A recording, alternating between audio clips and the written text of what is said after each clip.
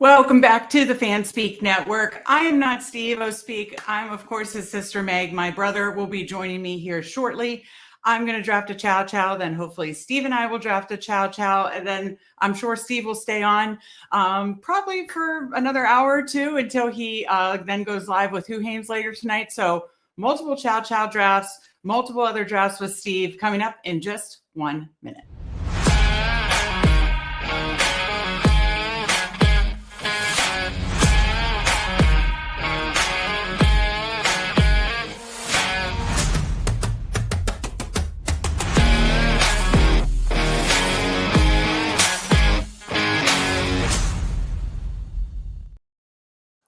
That's right. Happy Sunday to everybody. We're doing a Talking Ball with Steveospeak on Sunday. And instead of a special sibling showdown, since Steve and I are kind of taking turns here, it's almost like a little sibling relay race. I'll start with the Chow Chow, then Steve will come in and join me. We'll do hopefully a Chow Chow together.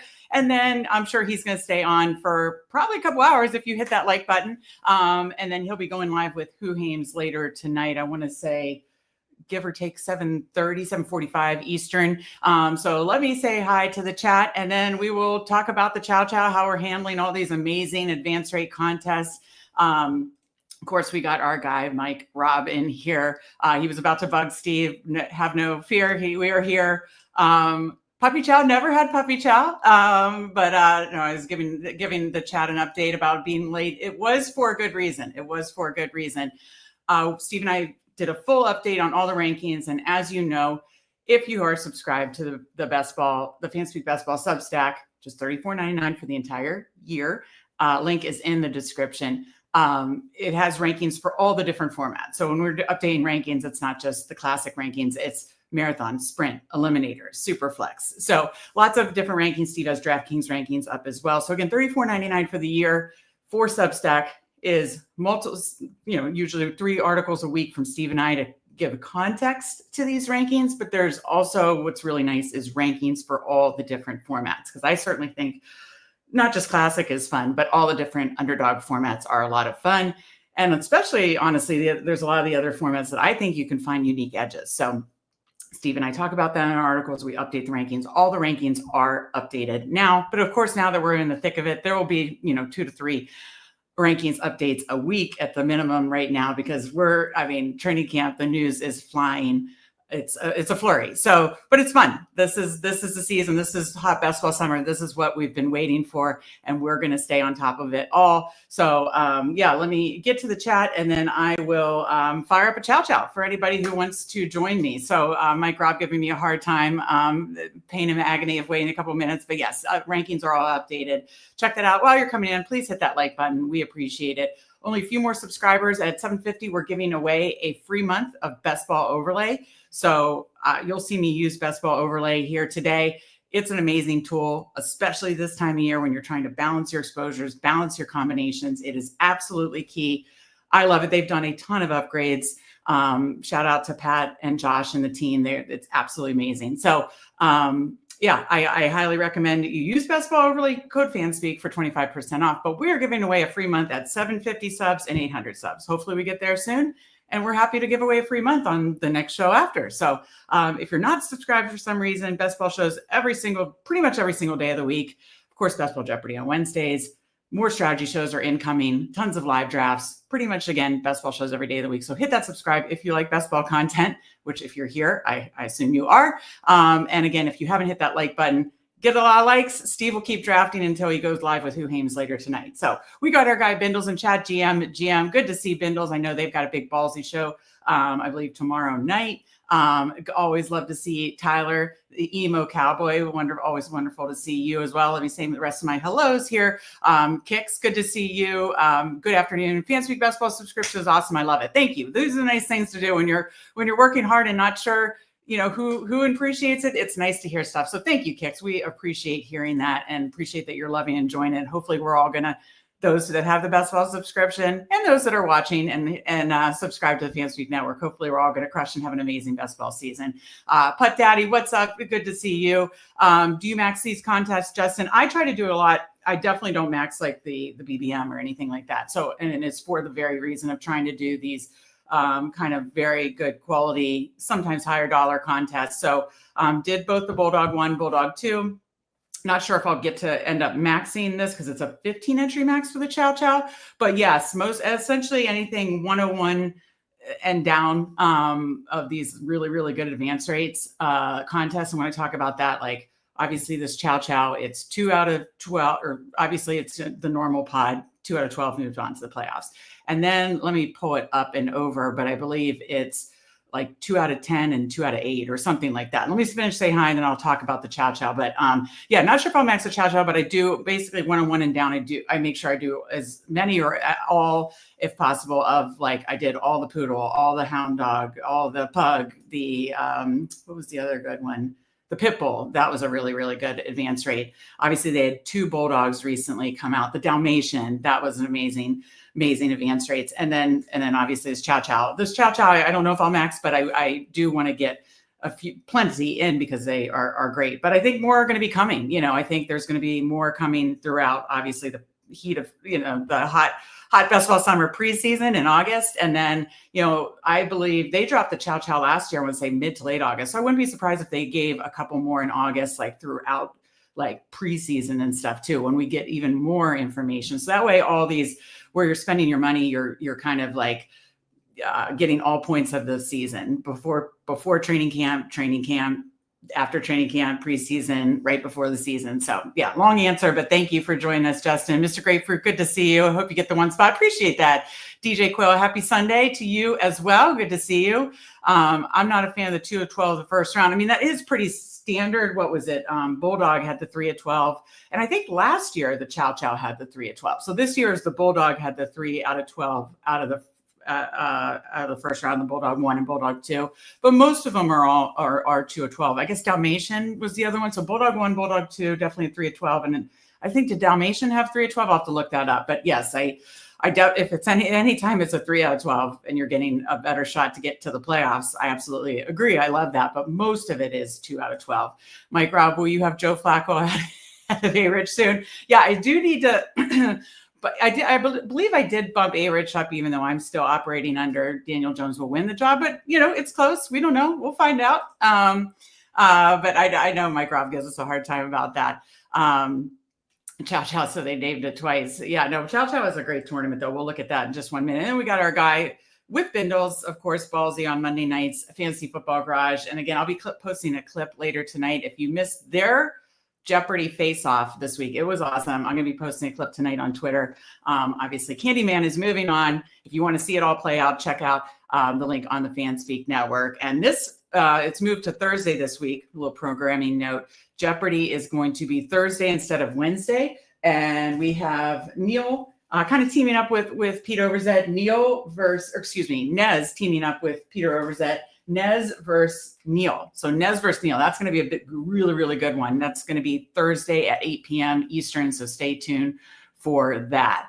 How many more do you need? I have only, I think, 3 going as far, and then we're going to try to do 2 here today as far as the Chow Chow. So, but all the other ones I max, like Dalmatian, Bulldog, those, yeah, I was trying to think of the other like higher dollar pit bull. It was $20, 10 max, I believe. So any strategy for the mini gold and winner takes all has me thinking you just go get your guys. Yeah, go get your guys in major upside. That is, and that's the beauty of Underdog. There are so many different contests and they're, some aren't for everybody you find the ones that you like and gravitate to. Obviously most people cannot do everything. And so you choose what you like the most. And so I don't do any of the winner take all. Boy, would I be so butthurt and pissed and bummed out if I wish I could do a good Pittsburgh accent of that, but I would be so bummed out if I finished in like second or third place of a winner take all. So winner take all is not for me. BBM, I only actually do it really for content, even though, of course, I'd love to win $2 million. But it's 1 of 13 and 116 is no joke. So I'll probably only have 25 to 30 BBMs, and you'll be watching most of them here on the Fanspeak network.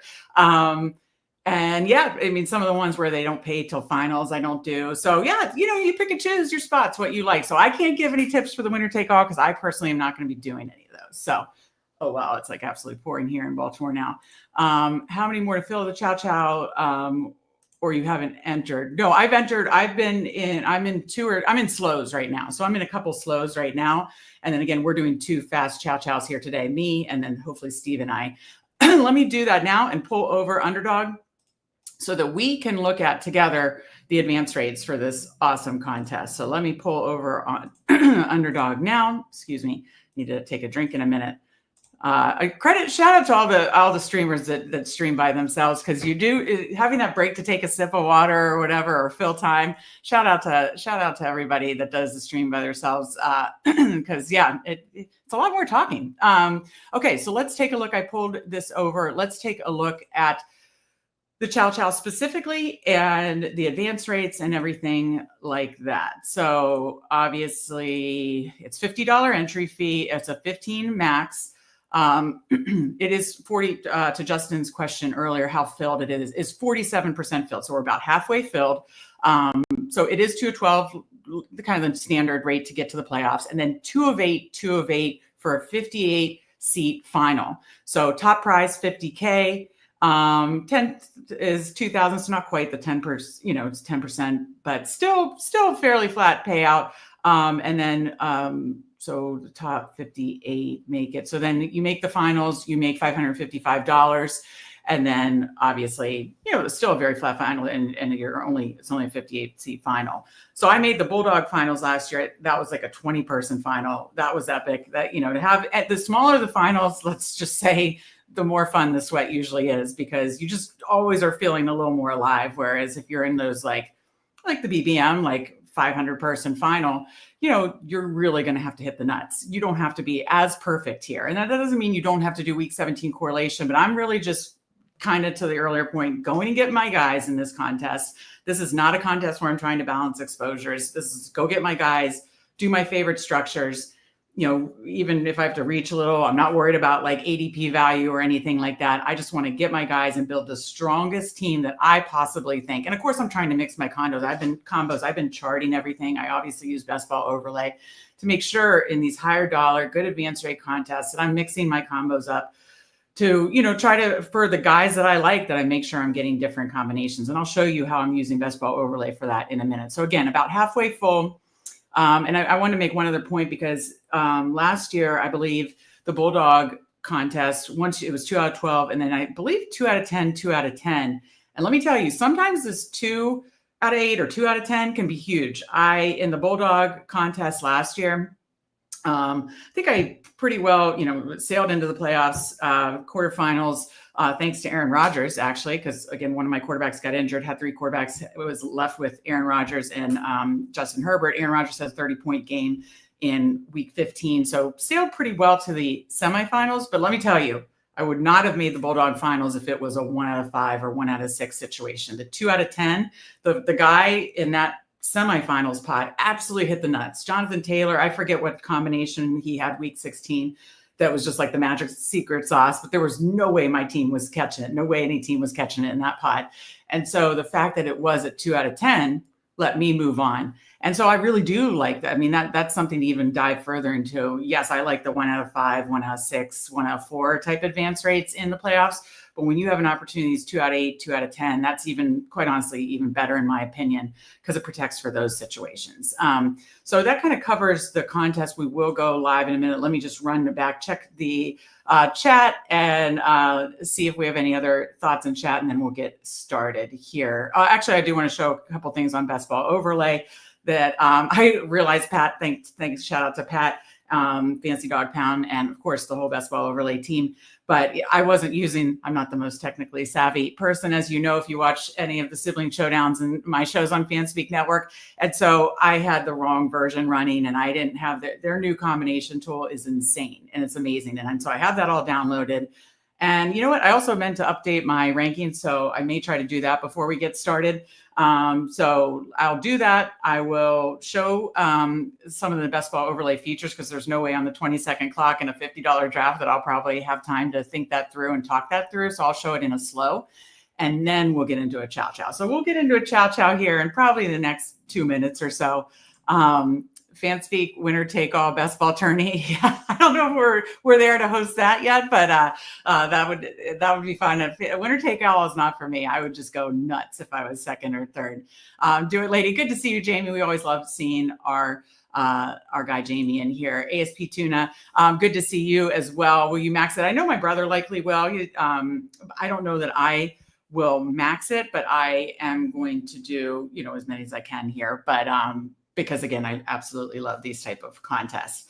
Jamie says, I'm still in about 20 slows from about 2 weeks ago with the Little Dalmatian. Okay, those should be finishing up soon, shortly here.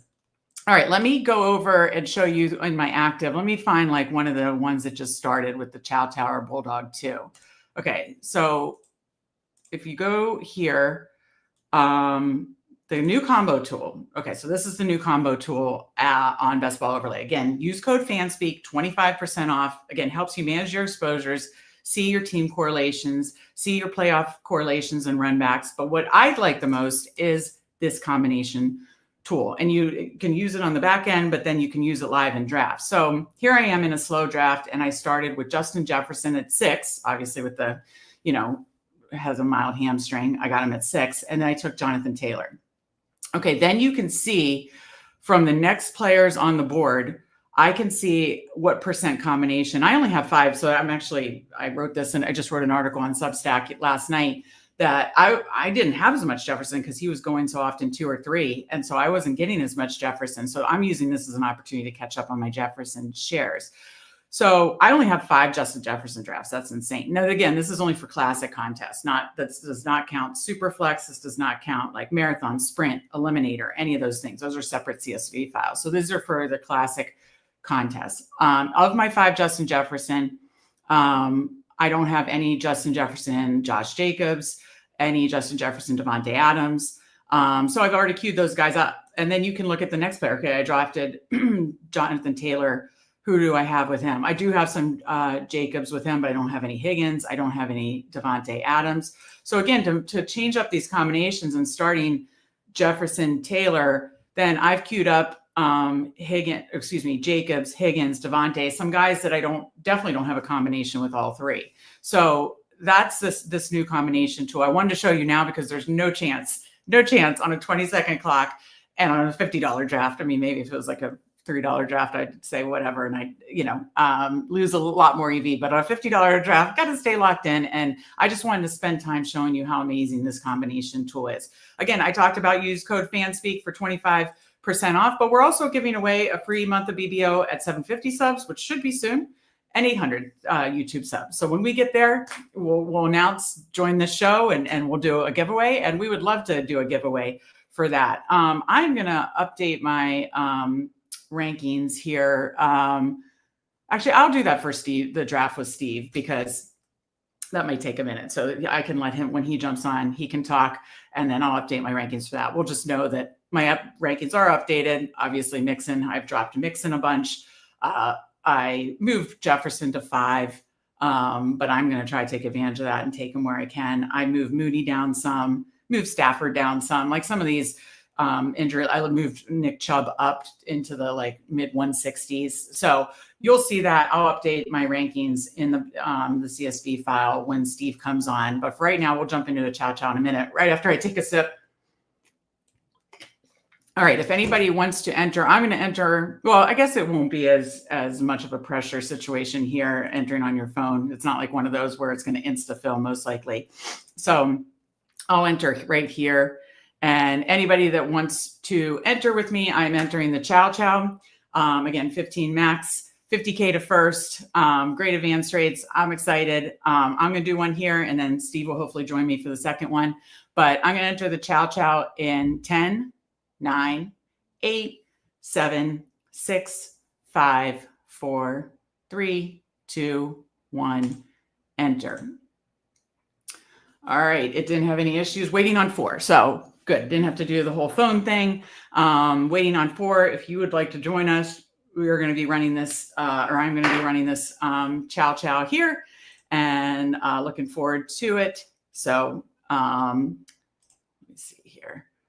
Yeah, waiting on 3. I was going to put it on Twitter or the Discord, but it should fill in the next minute or two. So, any particular, as far as like, I was gonna say, any particular questions about, the this format, or how handle these kind of better advanced rate contests, these higher dollar contests. I already talked about go get your guys. That I think that is very important. Kind of lean into the structures that you're most comfortable with.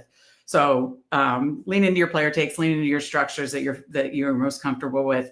I wouldn't worry about massive, like I'm getting this ADP value or balancing your exposures. This is a time to really go get your guys and make sure you're happy with these contests. And then I wouldn't focus on correlation, because again, it's 2 out of 8, 2 out of 8. So it's not like you have to hit the nuts. Sure, I'm going to use playoff correlations as tiebreakers, but I'm not going to force playoff correlations. Leaning into my player takes and building a strong, structurally sound team is definitely more important to me than playoff correlation in this one. So that's how I'm handling these type of tournaments. It worked for me in the Bulldog last year. Hope it works here again. So I'll go up here. Yeah, that makes the screen a little wider. We're just waiting for 2. So that's not too bad. Let me see, maybe on another window here, I can see if I can update my rankings and do that. But any questions, let me know. I will try to answer as best I can. While we are waiting, I will say again, I don't know that we'll hit 1K subs. Unfortunately, we're only down to 40 some days. But if we do, before the start of the NFL season, we will do a 24-hour live stream. I did say we have the goals for 750 subs, giving away a month of Best Ball Overlay, and at 800 subs, a month of Best Ball Overlay. And we're probably going to have for 850, 900, all that good stuff. But would love to get to 1,000, but that's up to, you and the Best Ball universe out there. I hope that you guys can help me. Again, the link is in the description for our Substack. You heard Kix mention earlier the benefits of it. I know, our loyal subs like Mike Robb and Tim D and Jamie and all of them really appreciate it. Candyman, they've been awesome. And we did a sub-only show a week ago. We're going to do another sub-only show next week. And then, I mentioned Best Ball Overlay. So I think we're just waiting on one. That is good to see. DJ Quill says, do you think the sprint will fill? I do. I think, people make a big deal about those other contests and that's, keeping Underdog from launching stuff. I think Underdog has a plan. And as you can see, these last 2 weeks, they've launched so many amazing contests. I think they're all going to fill. I think people are probably waiting for more training camp and preseason news for sprint, marathon, eliminator. Quite honestly, you probably should. But it's fun, to do drafts throughout the draft season, you get different edges each month. But I think all the main flagship contests are probably just going to have a massive push weeks or as we start training camp.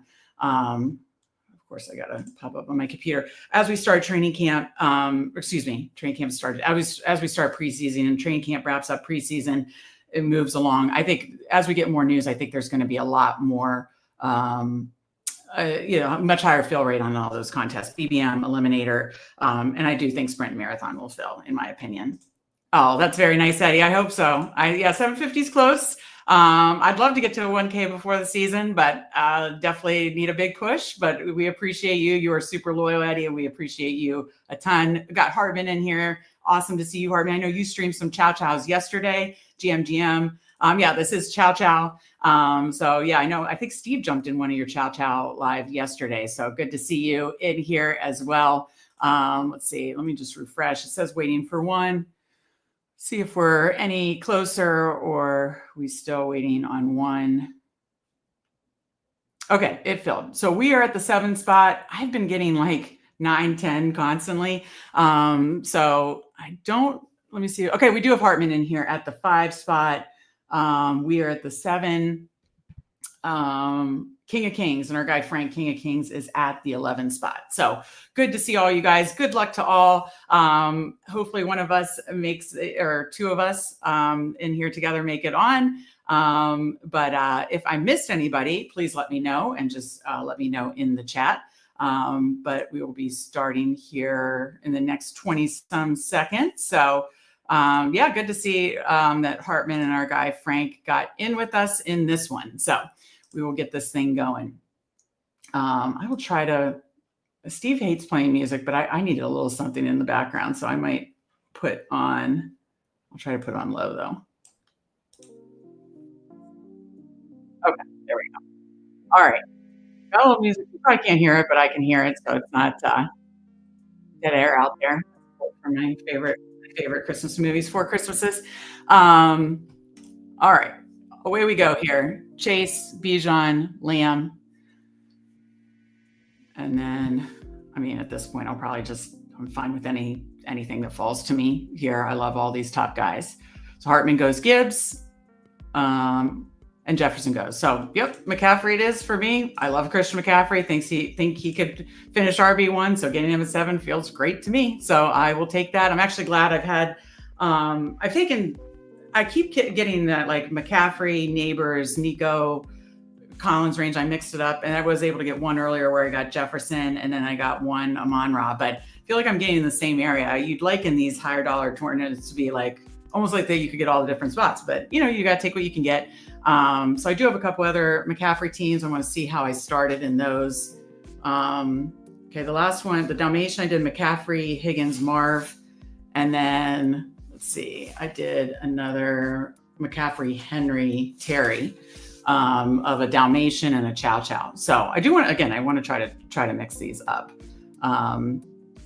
So let's see, Henry and Higgins were my second round picks in those respective contests. So might mix that up, though I do think when Henry falls back, that is like really good value. But yeah, I may try to mix that up here. We'll see what falls. So after McCaffrey, I went Neighbors, Puka, Nico, Amon-Ra, Genti, BTJ at the turn. All makes sense. Nothing too crazy so far. I'll be back up at 18. And yeah, so we can see I said I wouldn't have time. So you have a big McCaffrey combo, Drake London. It says I don't have any lads, so that might be interesting. Have some Jonathan Taylor, or it looks probably like one Jonathan Taylor share, a few Drake London, a few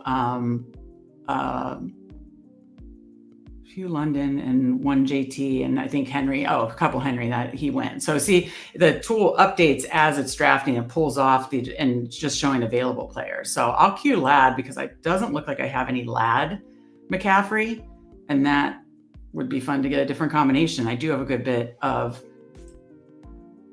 Okay, let me minimize that. Yeah, we're gonna go lad here. I don't have any apparently lad McCaffrey. I mean, again, I could take London, but per the tool, I do have some London. Yeah, I had 30% London McCaffrey combination. So let's mix it up.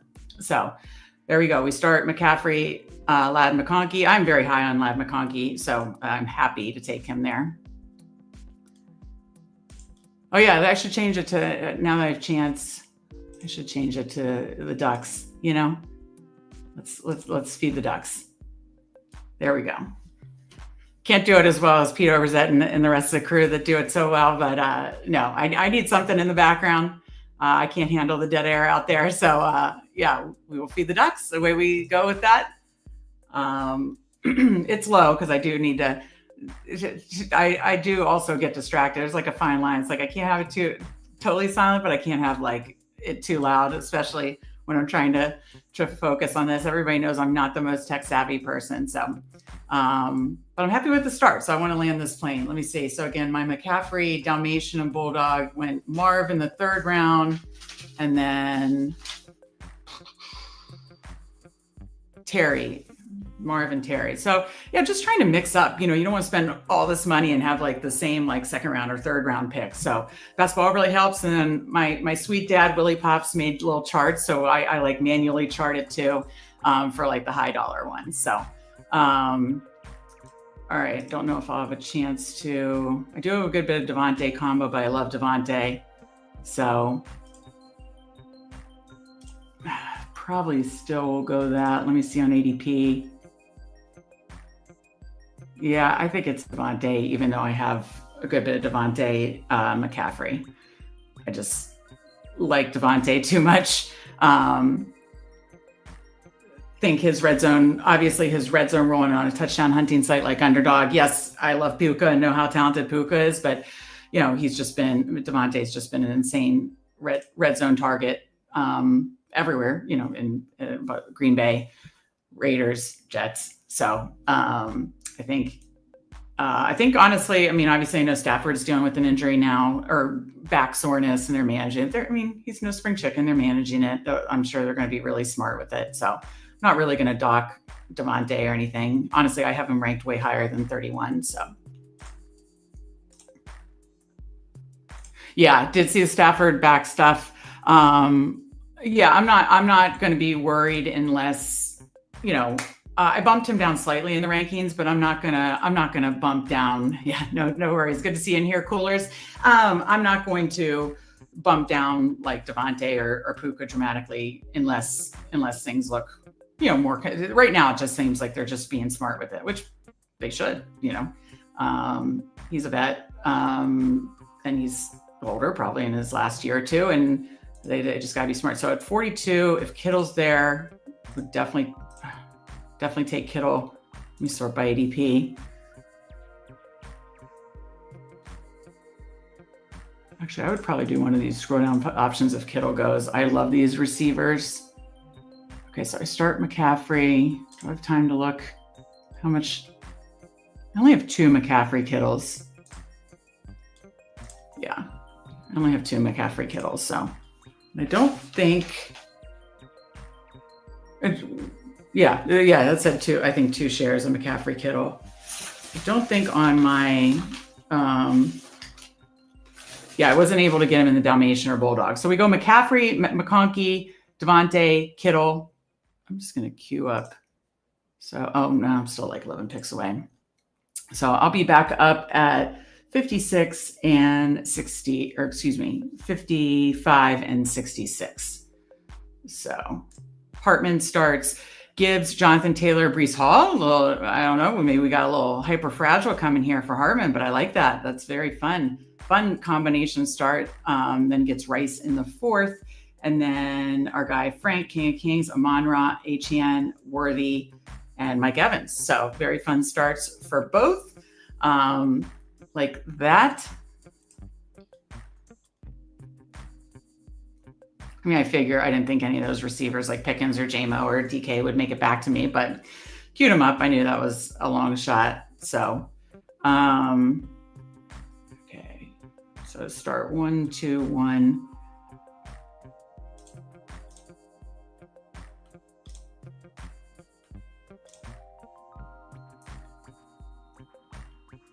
Okay, Travis Hunter goes. I was going to say if he fell to me, that would be an auto click for me. Okay, Chuba goes, so that made it easy. I was deciding between Chuba. Just want to scroll down and make sure, that I can wait on those. So I just wanted to make sure that I wasn't missing anything there, but it was deciding between Chuba Hubbard and Calvin Ridley. Actually, Chuba had the same bye week as McCaffrey, so I'm kind of almost glad that happened because I might have panic picked and just gone with the running back. So yeah, 0, 1, 3, 1, McCaffrey, Ladd, Devontae, Ridley, Kittle, and then back up at 60. I believe it'll be 66. Obviously, a lot of running backs I like. See, I didn't update my ranking, so Mixon is way, way lower. Just keep that in mind. On my rank, I have Caleb Johnson ranked really high, and David Montgomery. So I'd say it's probably going to be one of these 3 running backs for me. But we'll keep an eye on the whole board and check it out.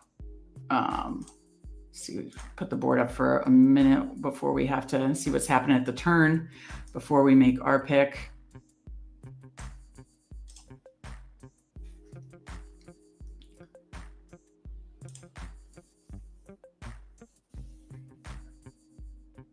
The gas station close by had ice cream for $2 a piece.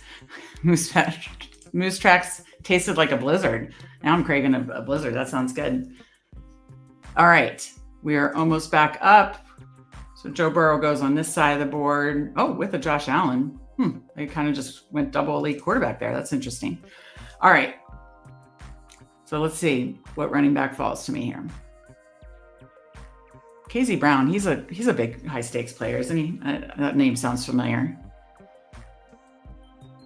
Okay, Addison. So let me see actually how much did I combine Caleb Johnson in my other ones? I did not. In my Bulldog and Dalmatian, I did not combine Caleb Johnson with who, as the underdog note, is getting some first team reps, looking good in camp. I've been high, Steve and I have both been high on Caleb Johnson the whole pre-draft and obviously post-draft drafting season. So like getting him there. He's been rising, still getting him there at 67 to pair with McCaffrey. I like that a lot. So 10 picks away, I'll put this over. Yeah, I do like using the awesome combo tool from Best Ball Overlay, but I also really wanted to specifically look at, I could, if I had a lot of time, I could go through like Dalmatian and the specific, where's Bulldog? Well, I guess the Bulldogs aren't finished yet because I'm drafting them slow. So you could look at that, but like, that's when you're in a slow and you have time. On a 20-second clock, there's no chance I have time. So that's why I do have it tracked here to make sure that I'm kind of getting some different combos with my anchors of McCaffrey and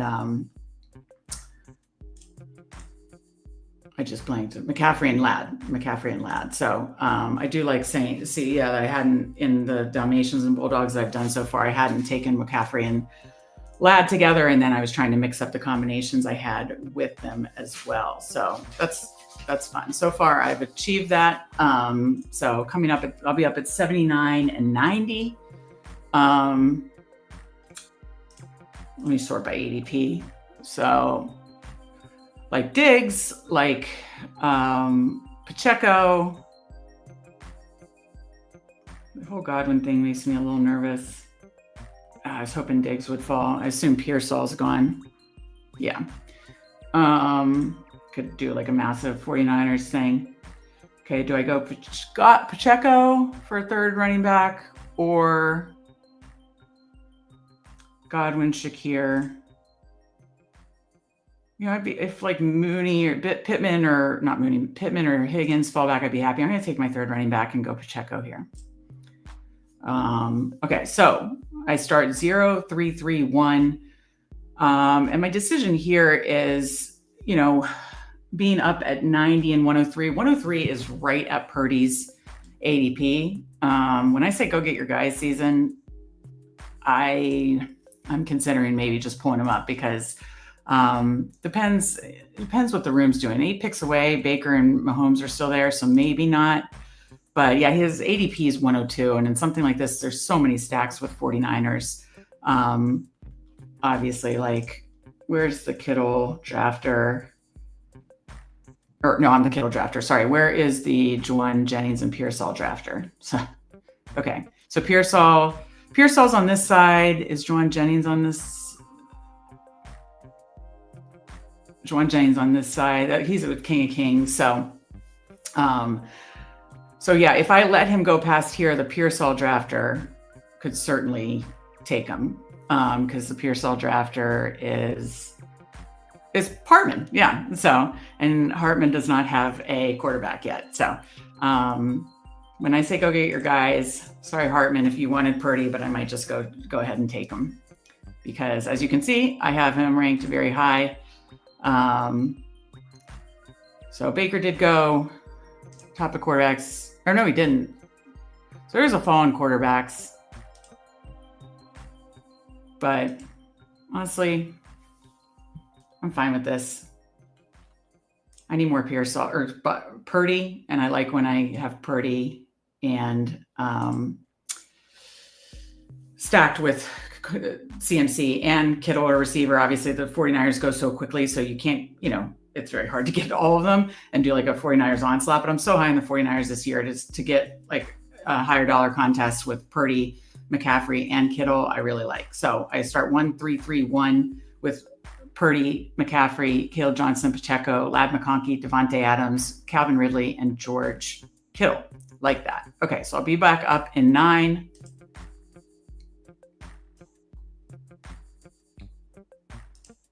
I mean, you know what I might do.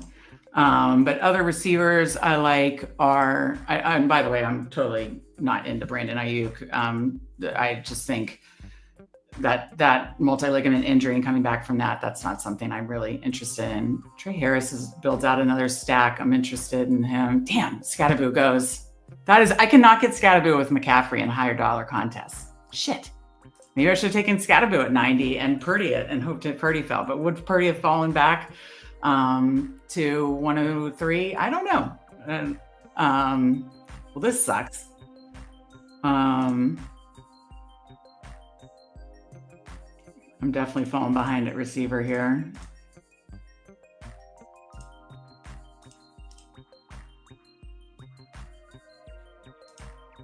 Rated ADPs. Bateman.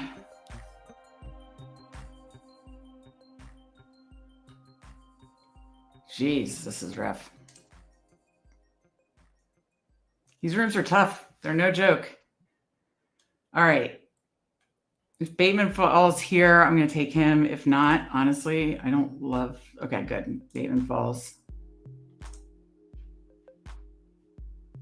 Okay, so I'm at 1-3-4-1, 10 picks away. And my brother's here. Are you ready to come on, Steve? Ready. All right. You could talk with the people while I'm making, or you can help me with this. This can still be a joint draft. I don't know. But I mean, I didn't get Scatterboo to fall to 103, so I'm devastated. Oh my. Let me try. Shit, yeah, the whatever in the one spot that got Scatterboo. Yeah, let's see what is it shit yeah head or what does that mean? I can't read the whole name. I see we got Hartman in here. We got Hartman and Hartman and King of Kings. So that's why Hartman had Pearsall. I have CMC and Kittle, and I was like, I just want to go get him. You know, I love having that big 49er stack in a contest like this. And so I did, and then I thought for sure Scabbo was going to fall to 103, and he didn't. Steve, how do I recover from this? I don't know. It's going to be tough to not have Scabbo in every single high dollar. Well, no, okay, here's the deal. So I have such a bull case stand on CMC, right? And in these higher dollar tournaments, I'm not able to get CMC and Scatterboo together. I should have taken Scatterboo at 90. I'm so angry now. Oh. I have a slow going that started CMC, Henry, Terry, Evans. Oh, I did have Ridley in that one. I was trying to mix up my combos. I'm just going to reach for Scatterboo in that one. Okay, back up here at 114. I mean, and go get your guy season. I can backstack this. Same bye week, I know, but I don't like much on the board here. So what do you like? Who are your receivers? There's gonna be no time. Okay, fuck, I'm fucked. Okay. Do you need tight end? No. Take. I don't know. I hate take Hollywood. This blows. This sucks. Oh my. 135. So here it is. Purdy, McCaffrey, Caleb Johnson, Pacheco, Lad McConkey, Devontae Adams, Calvin Ridley, Rashad Bateman, Hollywood Brown. My receivers kind of blow, but after the first three, I went strong the first three, but then going Kittle and then reaching for Purdy and stuff like that. And I obviously got 3 running backs earlier, which I like. I said, lean into your player takes, leaning into your whatever. So, I mean, I'm just going to wait because these receivers stink. So, if we wanted to just do a 2 tight end build, I'm just seeing if anything correlates. I need to figure out, other stacks. Like I was going to take May and then just make sure I get another good quarterback with a non-week 14 bye, but, I've got Lad. Okay. Whew. Panic there. He makes it back. He probably won't. Seth doesn't have a quarterback here. Oh shit, he doesn't. Yeah. Does he have Trey Harris? I don't know. I got to focus. I know I could look at the board. Hartman might just be hunting for. Who does Hartman have? He's got Mahomes. Oh, he might just build out a massive week 17. Or is that week 17? No, it's Denver. It's Broncos Chiefs. What do I do if I don't get Herbert? Would you go tight end and just be done? Yeah, probably. Good pick by. I like Tillman a lot. I'm just okay. Hartman takes Tillman 20 picks above ADP just to give you Herbert. Oh, if that was the case, I would send you a fruit basket. That was so nice. No, I like Tillman. Okay, 2, 3, 5, 1. Coming up, I got to pull myself together after the Scatterboo and May, my two favorite guys, Snipes, and just kind of getting behind on receiver. So be back up at 138 and 140, 151. So what with the build I've got going here, 2, 3, 5, 1. I definitely think I can take a second tight end and be done, because like this is not a receiver range, especially now that Tillman's gone. What do you think, Steve? Yeah, I think if there's a tight end there worth taking, I would take that. I think you could, hit another running back in this, if somebody is there like Rashard White. Who are your running backs again? It was McCaffrey, it's McCaffrey, Caleb Johnson. Yeah, so there's no bye week issue there, so that's not a bad idea. I love Ferguson. It does correlate with week 16, thanks to Best Ball Overlay. I can see that. Not that I over care about correlation in this. Okay, he goes.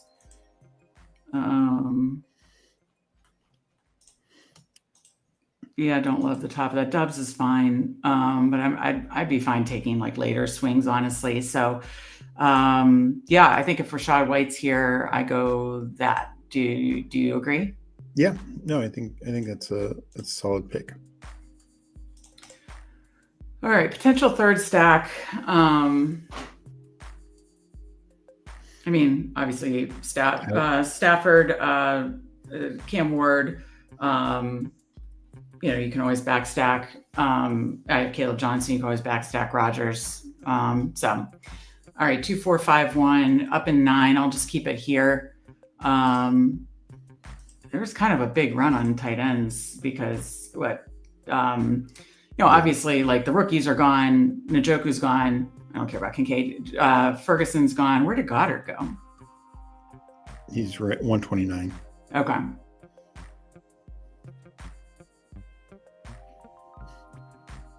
So yeah, I do think you could. What is this, 151? You go tight end here, just even if it's point up a little bit. Those are my two favorite, even though they're pulled up. That's how as you can see, how I have it ranked.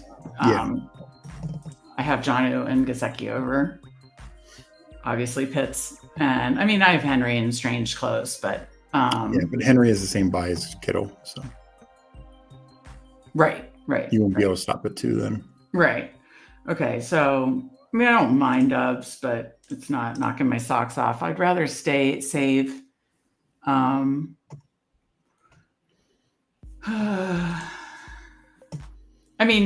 this contest, like if Najee found another round, maybe, but like in this contest, I'm not gonna, where he goes anyways. Hartman, yeah. I was gonna say, I think it's gonna be fine, but I'm leaning Jonnu and being done. What do you think? Yeah, I think that makes sense. I think, even in a contest like this, just stopping at 2 when you Kittle is good and can tack on either an extra running back or an extra receiver. Yeah, I think it depends what I get. Like if I were to get another running back soon, I'd probably stop there. I started strong at receiver, but then, Bateman is your 4th, Hollywood is your 5th, feels a little, yeah. So I could definitely see going 8 receivers. Yeah, I think more than likely. I was going to say, I think that's a fine pick of Najee. I was considering it, but I was going to maybe see if he fell one more round. But I think Hartman taking. I think Najee's going to be fine. Most likely, I think it's just he has to let the eye heal. So yeah, I get it. Okay, so Stafford goes there. So it would basically be Cam Ward or Aaron Rodgers. So the next two numbers are 162, 175. Yeah, I think I'd take Cam Ward if he gets back to you. He did not. Where did he go? Must have been a run here on running backs, on quarterbacks. So. Oh, he went up. Wow. Boy, shithead is really stealing all my players here. It was Cam Scott. Well, I don't like tooting or any of those, but Okay, so he's not stealing all of them, but he stole Scatteroo and Cam Ward. Yeah, so that's kind of early for Cam Ward, right? But I think so. Big run. We talk all the time about game 3 quarterbacks in the window rounds, like, as you can see here, 8 through like 13. But there was a, in round 12, just a massive run on quarterbacks, including Cam Ward. So with that being said, this is kind of a quarterback hungry room. I might just go take care of the third quarterback. Because actually it's near his ADP. His ADP is now moved up to, it's 180 something. But in this room, like, the DK Metcalf drafter might, want it. So that's what I'm going to do. Yeah. Honestly, I mean, did you see that clip of Slayton today? Yeah. Like, what's the difference between Jack Bash or, like a Slayton? You know what I mean? Like, exactly. That's why I have so much Slayton. Yeah. Oh, you've been so big on Slayton since the very beginning. So 3, 4, 5, 2, Purdy, Herbert, Rodgers, all stacked. McCaffrey, Caleb Johnson, Pacheco, Rashad White, Ladd McConkey, Devontae Adams, Calvin Ridley, Rashad Bateman, Hollywood Brown, George Kittle, Jonnu Smith. So we're done at quarterback, done at tight end. We're just looking running back, receiver.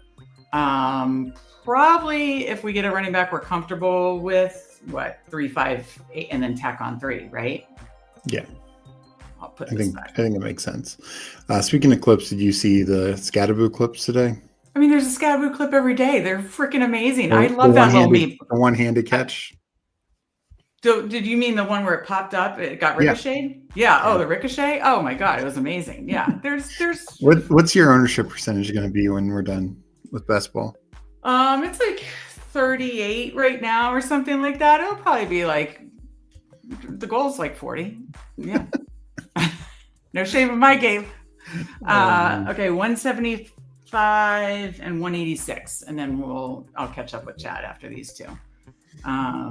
Okay, so 175, like Braylon Allen. I don't know. I'm having what's the talk on Roshan?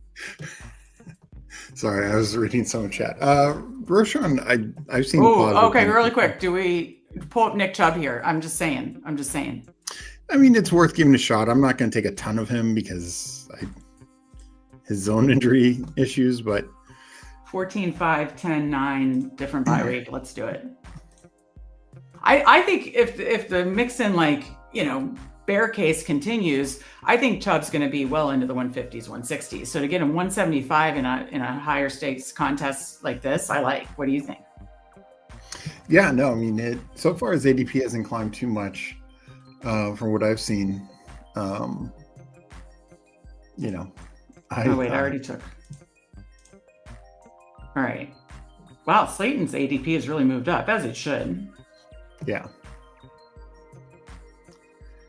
Ooh, it's getting a little ugly at receiver here. We might just have to go 2 receivers and tack on one, or tack on a running back, because these receivers are gross. Aren't you good at 5 running backs? Probably, but I mean, I'm not just going to take an 8th receiver. These receivers make me want to barf. There's some names down there. Yes, sir. Good old Ray, Tyler Lockett. Jesus God, not in a $50 contest. I've taken him in high dollar contests. Casey, don't you dare take Slayton. Don't you dare. Don't you do it. Okay. All right. Let's do a quick assessment. 3, 5, 6, 2. I mean, if Keenan falls back, do you take this risk on Keenan? Yeah, I mean, there's a little risk, but I think with 8 receivers, it's worth it. Okay.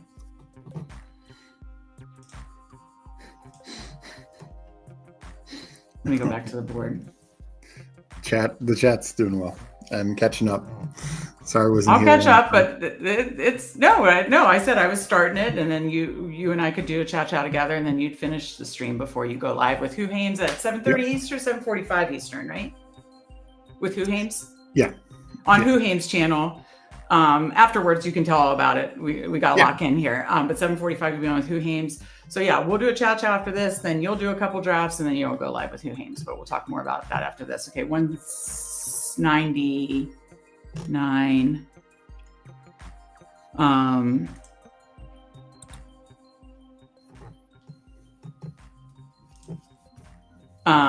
All right, Keenan goes. So what do you want to do? Or what do you think? Well, I think Hopkins is fine. I have Rashad. I don't really think that makes sense. 2-2. Jesus Christ. I'm gonna go with my guy. Oh boy. More good coach speak today. Uh-huh. There was. I follow the Steelers beat reporter. He's running as the X and 2 wide receiver sets. So, boom. I don't believe that. Well, you don't believe that? Check Twitter. I don't believe that he's the X over DK Metcalf. Not the X. He's in 2. Whatever, Steve. You're the one who knows to talk ball. I don't know talking ball as good as you do. He was running in 2 wide receiver sets. Okay, 3, 5, 7, 2. I mean, we should just take, honestly, best player available here in this kind of contest, I feel like. I mean, I feel good with McCaffrey, Caleb Johnson, Pacheco, White. But after McCaffrey, I did wait till Caleb Johnson. And then we did take Chubb, who's, could be great, could be McConkey, Ladd, Calvin Ridley, Bateman, Hollywood, Slayton, Rowan Wilson. I mean, those first 3 are insane. And then the other ones are kind of... I thought it would be 3, 5, 8, 2, but the receivers are gross. I mean, there's starters here, like Tyler Lockett. I mean, literally, his path has only gotten better. 20 seconds. So, what running back would be there? Well, duh. Where is Brashad Smith still here? He's probably gone. I probably should. Yeah, he's gone. I think I'm going to go. Yeah, I like it. I'm much happier. If you say Lockett or Taj Brooks, there was some good. Brashad Smith was running with the ones too. Oh my God. Okay, let me. What'd you say? Oh, I am going to be taking more and more Tyler Lockett. Why? Because, with the Burks injury and just Burks everything. Stinks. He wasn't going to do anything anyway. I know, but I think it's pretty clear, like Lockett's locked into that starting role. He's really old, Steve. All right, let's catch up with, be honest, how many of those clips do you retweet? So I only quote retweeted 2 like I promised, but if you count total retweets, a lot more than that. So I quote retweeted 2, but I did a lot more than 2. I retweeted a lot more than 2. I mean, just so many different runs are so fun and exciting. And then that pop-up where he caught the ricochet or whatever today, and he's got the cutest little touchdown dance. So I love that little meatball so much. Okay, so your top 3 wide receivers don't have week 9 bye. I'm going Godwin there. Pacheco is not good at football. I mean, he was coming off that crazy. What is that injury?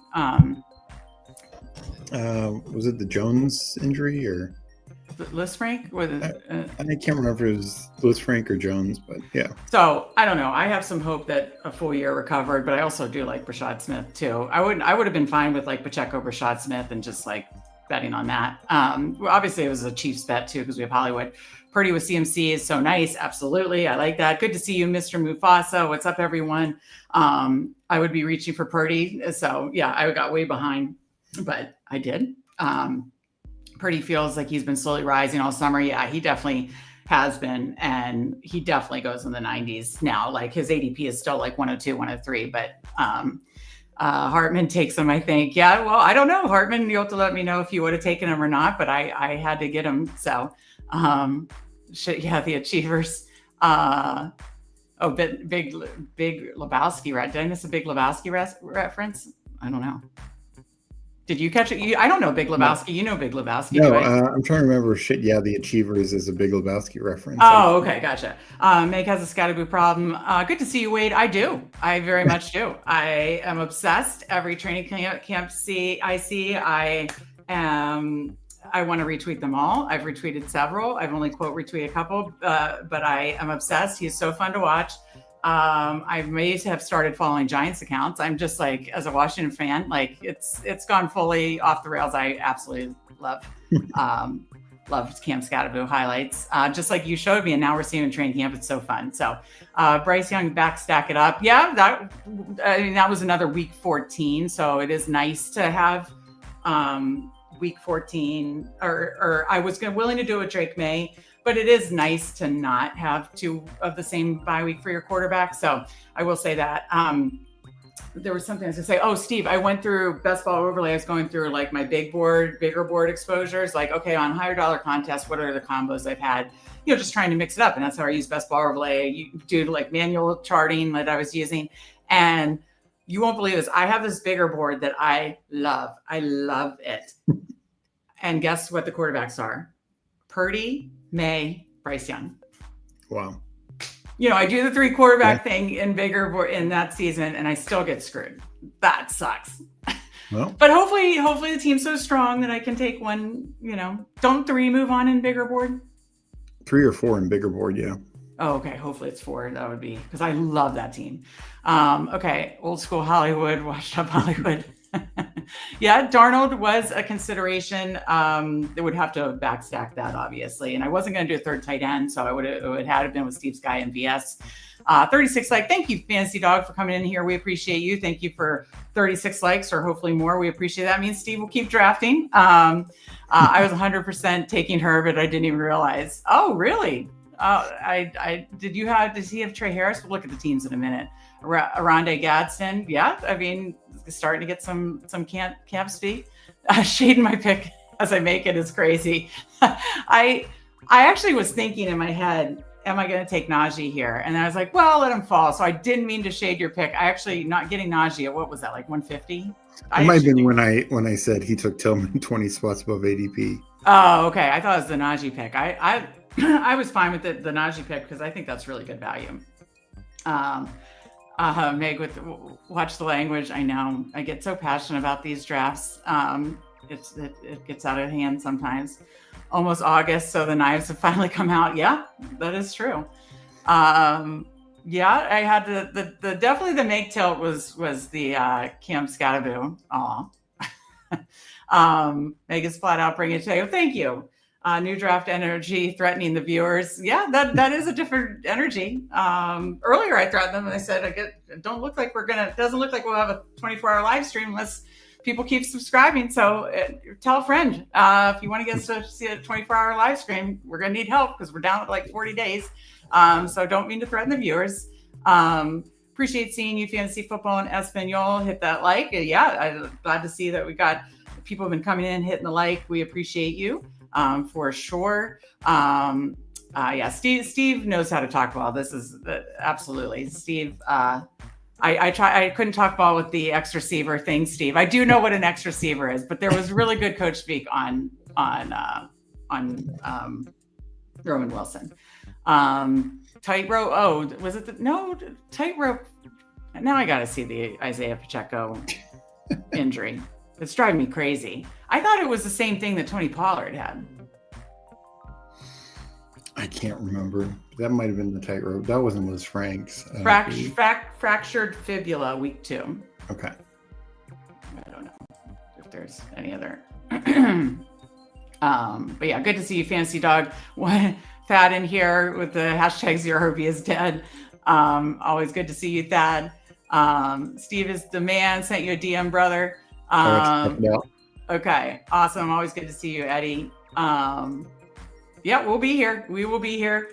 All right, Steve, let's review the teams really quick.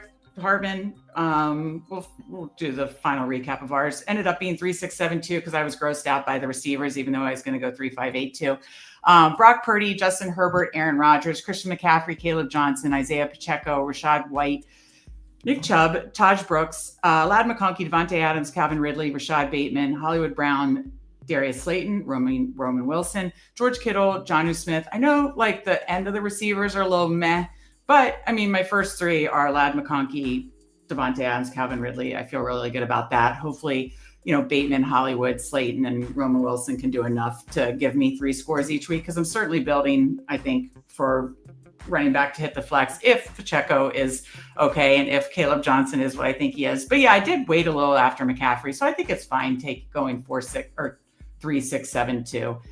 That's my thoughts. I like it. I mean, definitely got a few snipes that I would have liked it more without those, but what are you thinking?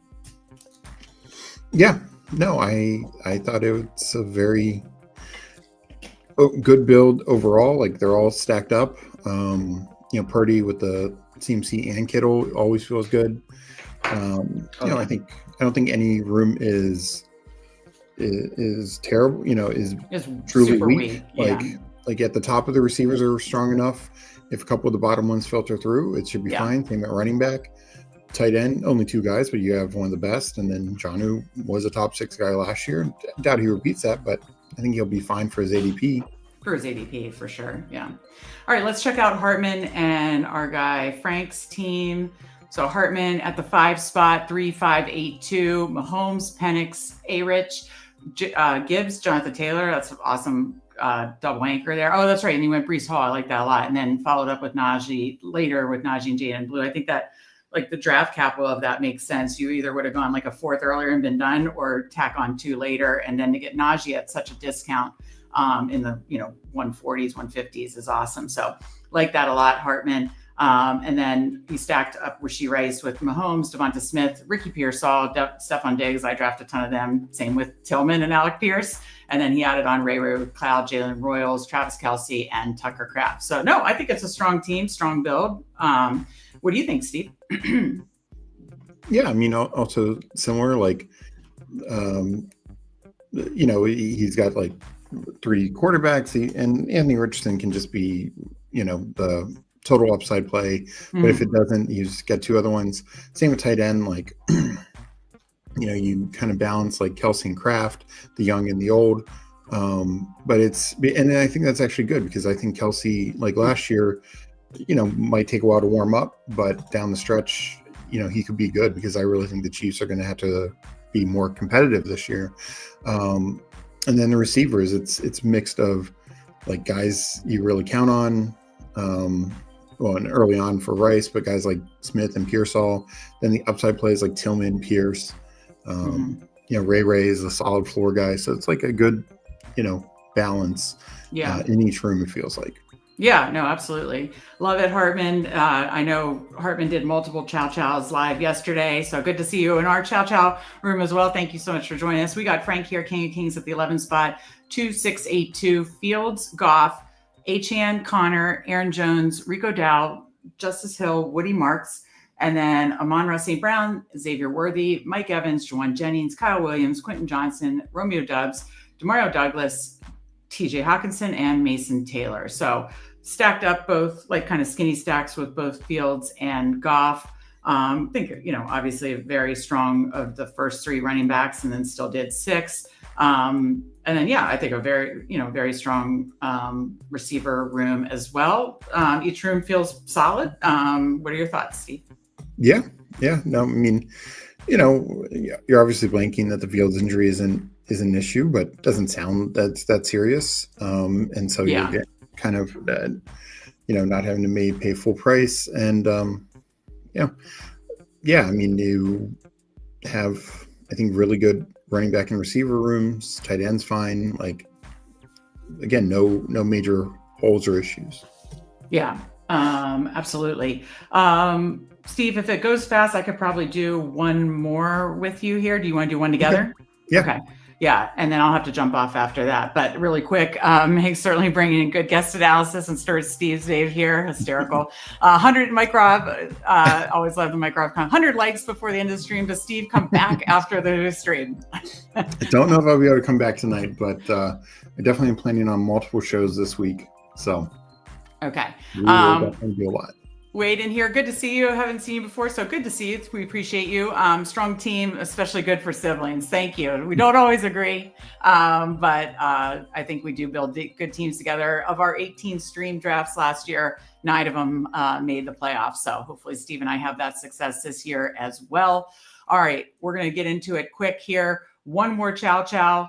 Then I'm going to get out of here. Then Steve, what are you planning on drafting after? And then tell probably a BBM. I still need to do a couple more for the promotion. The promotion, yeah. Okay. Yeah. So if you would like to join us in the 22nd Chow Chow, another fast Chow Chow. This is another a sibling Chow Chow draft.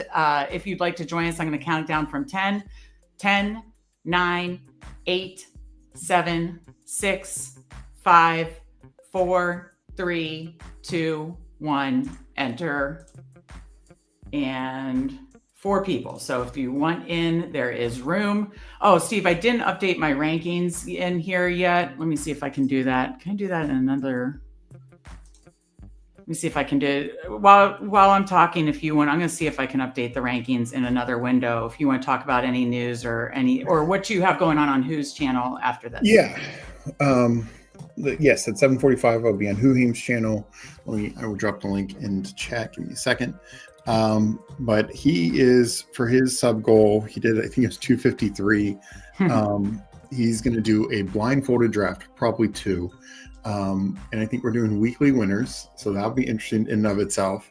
Nice. And he is going to be blindfolded. And I will, I guess, give him direction on who to pick. Not sure exactly how that's going to go, because that, I think it's can be tough enough talking through a draft without a blindfold. But so that's the plan. So that'll be at 7:45 Eastern. And let me just drop the link to it. Okay, so the draft is starting here. Just wanted to go. Oops, didn't mean to do that. Where is it? Okay. That'll be Whoheem's channel. Okay, so let me just go as you're doing that. Draft is starting in like 20 seconds. We are at the 6th spot.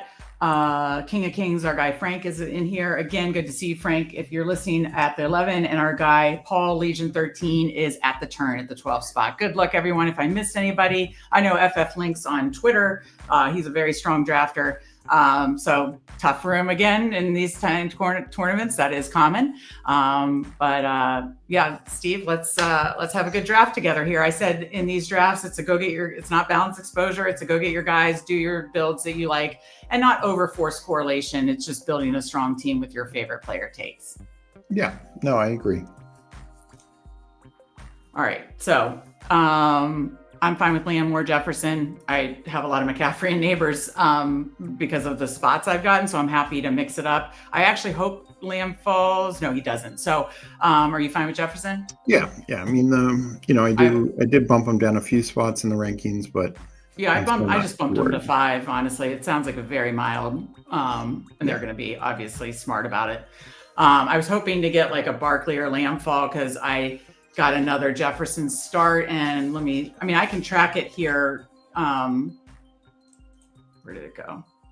Oh, sorry, I had to hit refresh to get the combo tool going here.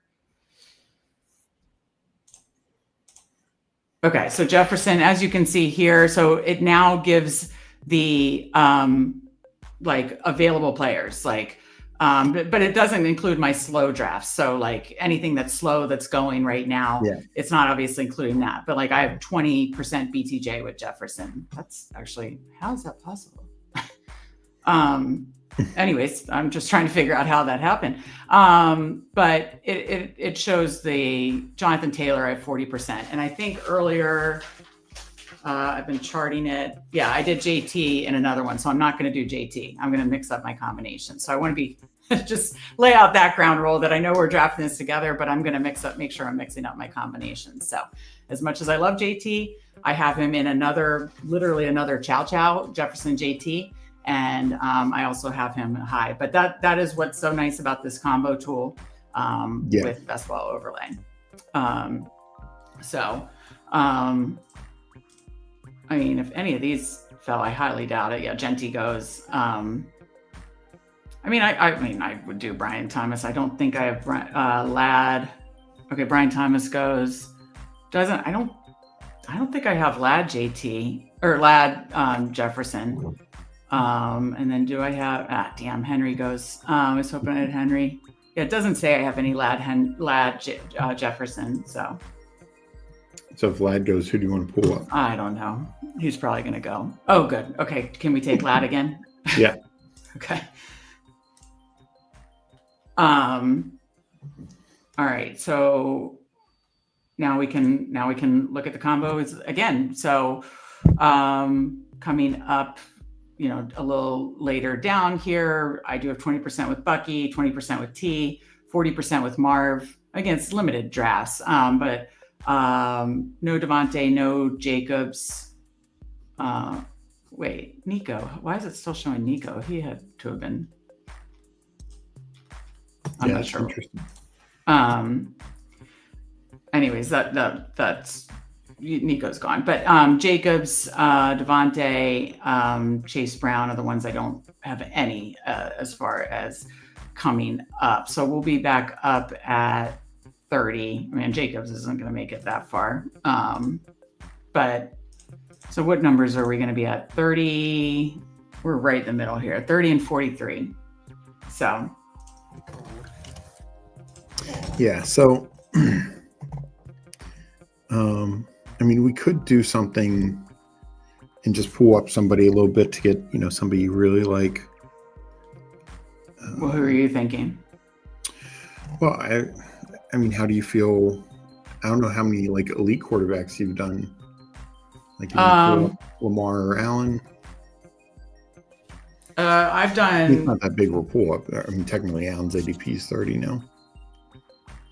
No, I've done a good bit of Lamar and Allen, and I have one down. Yeah, sorry, I'm trying to look at 4 different things. I apologize. I'm sure Jacobs will go, but if not, do you like Worthy? Yeah. Yeah, Worthy. Wow. That's. Whew. Yeah, what I was trying to say, and hold on, let me bring this back over, is, best ball overlay, I'm obviously looking at the combinations. I don't think I had Lamar with Jefferson or anything, but I definitely have a good amount of in Dalmatian, pit bulls, bulldogs. So far I've taken what I want to take. Basically there's only so many of those, right? So I don't want to take, I have a couple of Allen and Lamar in each of those basically. So gotcha. I wasn't going to force that, I guess. So I was happy that Josh Jacobs fell because, wow, is Worthy still on the board? Jeez, if he fell, that would be 2 crazy falls. I mean, I understand. Yeah, I mean, his ADP hasn't moved up enough. That much. Yeah, no. Some drafts you've seen go in the 30s, but yeah, it's half the time it seems like. This is not my favorite running back area because Hampton, where did Hampton go in this one? Hampton now goes way earlier. Obviously, yeah, he went at 33. Kittle's going way earlier. He goes to our guy, Frank. And Frank, sharp drafter. You got Kittle and Worthy. Very nice. Jane Daniels goes. I like a lot of these receiver. I mean, that's a big fall for Terry. He goes. I like a lot of these receivers. But Pickens and DK are 2 of my favorites. So do you like Pickens or DK? Pickens is, I would love to get a DAC team. Can we pull Pickens? If you want, I mean, T-Mac, you don't want to do T-Mac? No, not really. Okay. All right. I mean, listen, I'm high on Bryce Young and the Panthers and that kind of stuff, but I probably have, I have T-Mac and Pickens and Metcalf very close, and I like the option to then have Dak as opposed to, I like the opening up that stack, I guess. Does that make sense? I get it. So let's see, 1014 or 013. Yeah, this is 54-67 is the running back range that I really like. I mean, if Kenneth Walker fell back to us, that's a no-brainer for me. I obviously do love Travis Hunter. If DK somehow fell, Chuba, these are off my ranks. But what do you, I'm trying to think. Yeah, his quarterback stacks would be obviously later, so it's not like, but yeah, top of ADP after Rice, Metcalf, Walker, Devonta, Chuba, Waddle, Flowers, Travis Hunter. and then kind of that next tier of running backs. Let's see, 5 away. I didn't think there was any chance Kenneth Walker would fall to 54, but if he did, that would be a snap pick. Where are you on Chubba? Do you think he's worth 54? I think I'm a little lower on him, not terribly, but it's not like any of these receivers are knocking my socks off. I'll put it that way. So. Yeah, I mean, I don't mind Devonta Smith. Hubbard goes, so. Fuck. I mean, we could do. I know you just did Ridley. You could do Devonta Smith. You could pull up James Conner. Let's pull up James Conner. I like that better.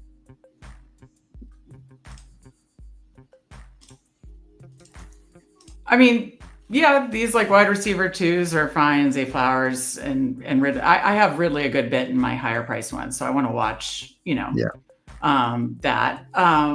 And then these other ones, it's not like, I feel like their rankings are justified, but again, in this go get your guys contest, it's not. I definitely like Connor over them. Let's put it that way.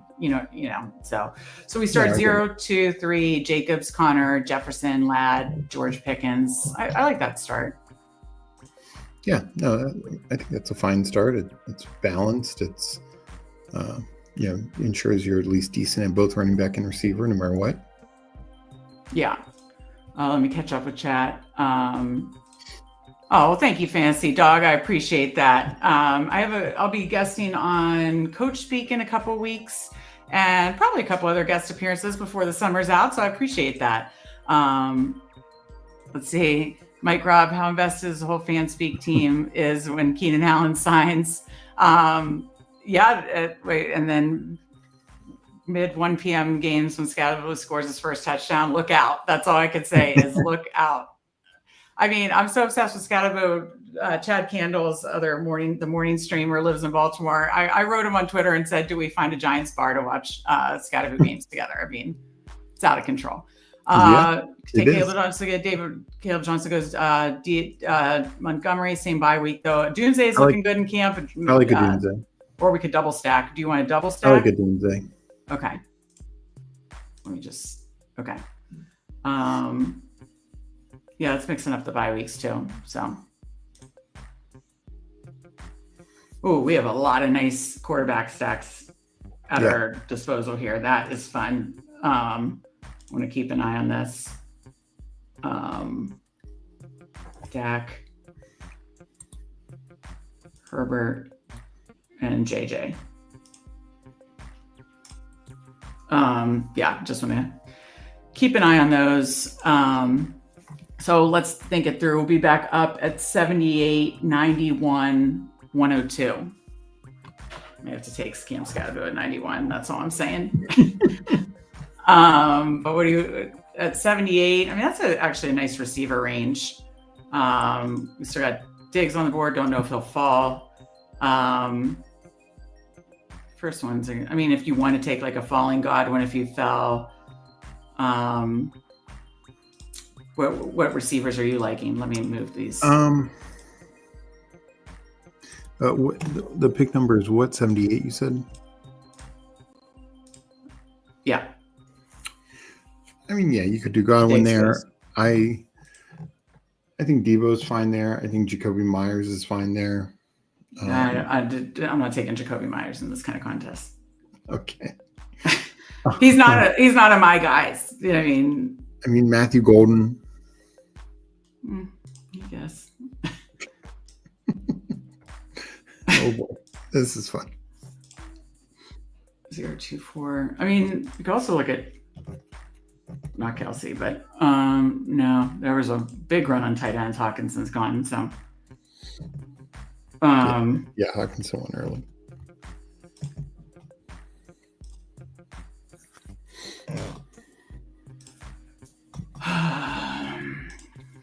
What's the next running back after Pacheco?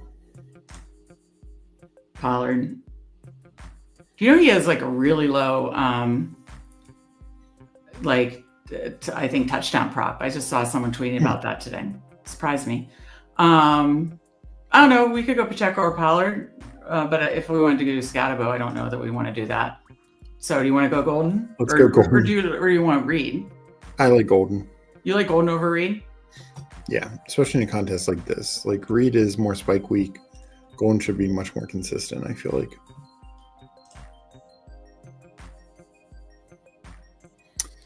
Let me just sort it by my rank to get our guy. Surprised Scaboo doesn't have a 1 next to it.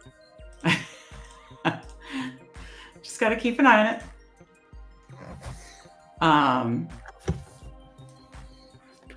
Okay. All right. All right. Let's see. Okay. Mike Robb. Yeah, we'll lose our minds. Well, hopefully, good Keenan Allen landing spot, but would love to bet first touchdown for Scatabo. No, I'll be excited whenever that happens. Just here for the Meg about our 84% Miles Sanders. Ooh, there's no Miles Sanders for this girl. I don't like him. I have Miles Sanders. He's terrible. Meg, he's got to knock my socks off. He does. Leo, good to see you. Appreciate it. Loveland is picking up steam, no doubt. 91. Guess I have to take Scatabo at 84 now. No, don't do it, Paul. Don't do it. Please. Shots fired. Look out. Oh, my. Yeah, Meg doesn't hide her emotions. He doesn't. Okay, he goes Pollard, Aaron Jones. Whew. Okay, so we push Scatabo? No, God, no. Then we can double tap quarterback in the next 2 rounds. Oh, thank God. What would Scatabo's ADP be if you weren't drafting him? If I wasn't drafting him? Yeah. Oh, he's rising, Steve. Those camp clips are no joke. Okay, so we started 0-3-5, but now I think we could double tap quarterbacks because we have like multiple Caleb Williams, Dak Prescott, Justin Herbert, JJ McCarthy stacks at our disposal here, and Jordan Love. I'll add that to the pile. There you go. We just have to watch because Love and Caleb have the same bye. That's it. So yeah. No, I think we're in a good place here. We can get should get two of these guys in the next 2 rounds, and we're a good running back and receiver staple. Good luck, Steve. You're doing just fine. Shao family's funny. I appreciate that. Mama Shao asking what they want. Steve suggesting something. Meg saying, I like that, eating that, but not that. I mean, I let my feelings be known. That definitely, Steve is not wrong. Yep. All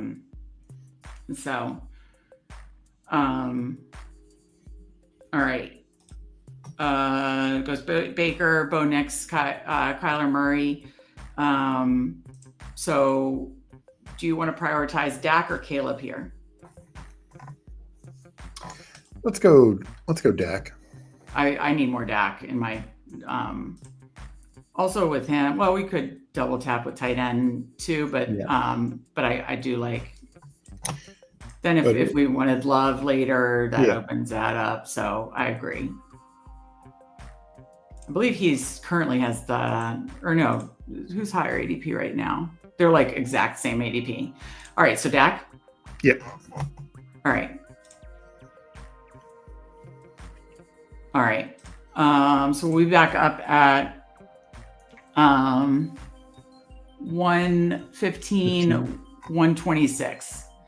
I just say honestly, I wouldn't care if we started. We got so solid at running back receiver. I don't care if we go 3 quarterbacks in a row. Yeah. No, I mean, it's not the worst idea with this kind of thing. Like, it's a way to combat the elites. It's a way to, just have multiple options. If we do get to the playoffs, you never know who goes off. As we say, and even though the pods are smaller and better advance rates, you still want to advance. So, well, thank you. That we're a perfect combo. We appreciate it. I'm sure there are lots of how was your day today, and lots of unprovoked cans scattered praising at the Shop family reunion. Yeah, you notice Meg's wearing blue today. Giants blue. Giants blue. Yeah, that's right. Good call, Steve. Good call. Not denying it. Mom and Dad would be appalled, but I mean, I literally suggested to Chad Candles that we find a Giants bar to watch Scatterbo games together in Baltimore. Yeah. like not every weekend, but like once or twice, Oh my. I've got a problem. He is so fun to watch. I'm just saying, I've said this all along. If you like Scatterby, you like fun, I just think that's how it goes. Wow, if Caleb fell back, that would be great. Yeah, that'd be nice value. Does FF Links have anybody? No, I don't think he is. No. He's a very sharp drafter. So, oh wow, you want to go, Caleb? Yeah, I think that's good room. All right, so we have 2, 3, 5 now deck, and Caleb stacked with Pickens and Adunze. I mean, we have 3 options that could potentially fall back to us in 10 picks. If JJ McCarthy somehow fell with our top receiver, I think that would be the most attractive. I think that would. I think McCarthy or Herbert. Just the different buy, the lean to them. But if it ends up being Love, I think that's fine as well. Our thoughts go out to Chad. 80% Miles Sanders exposure in BBM or lose your right hand. That's tough. I mean, he's late, so at least it doesn't hurt, cost you too bad. I think people are sleeping on Pollard. That wide receiver range, Myers to read shouldn't go ahead of him. I agree. He's gone now, so I can't see the exposure, but I have a good bit of Pollard, and I know you do too, right, Steve?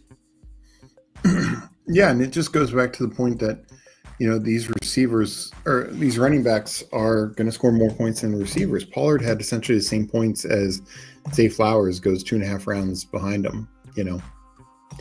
It's and there's more receivers than running backs. That's not even a scarcity issue. So I'm in total agreement. Our guy Wade said, thank you again for joining us. Legit enjoying your content. We appreciate it. Make sure you're subscribed, Wade. We have best ball shows pretty much every day of the week. So that was a who needs a right hand anyways response if I've ever heard one. I like Pollard a lot. Yeah, absolutely. Yeah, we're all, I think, all in lockstep there. Okay, so JJ McCarthy does go. Drake May goes. We didn't have a stack with him, but we love Drake May. Herbert goes. So do you want to take Love here, Steve? Yeah, I think it's still a good pick. We do have 2 week 5 buys, though. Are you fine with that? But it's. I mean, it'd be like us taking 2 quarterbacks. What's the difference? So yeah, and I like it when it's. And I know these quarterbacks are roughly the same, but I like it when it's not stacked with your first quarterback. So it's like we still have our number 1 quarterback for the week when we only have 1 quarterback. Right. So assuming Dak can stay healthy the first 5 weeks, we're good. We should be pretty good. Well, hopefully he stays healthy the whole season this year. But yes, I totally get what you're saying. I have Jake Ferguson queued up. Do not know if he'll fall back to us, but if he fell back to us, I think that would be an auto click as our first tight end. I like it. Okay, nice. As we're going here, again, appreciate you all coming in. Appreciate you hitting that like button. Those that joined us in the draft and especially join us in chat, we certainly appreciate you. Once we hit, I'm not sure if we've got any more subs today, but 750 subs, hopefully we'll get this week. And then hopefully the next, our Sibling Showdown Thursday, we could give away a free best ball overlay month. That will be, as you can see, it's been very helpful for me using this combo tool. Seeing exposures live when you're drafting, seeing team correlations, playoff correlations, it is key. So hopefully we will be giving that away very, very soon. Wade says I'm subscribed. Appreciate it. Thank you, Wade. Appreciate that a lot. Appreciate all our subscribers. Ferguson got paid. Yeah, got paid today. That's right. Absolutely.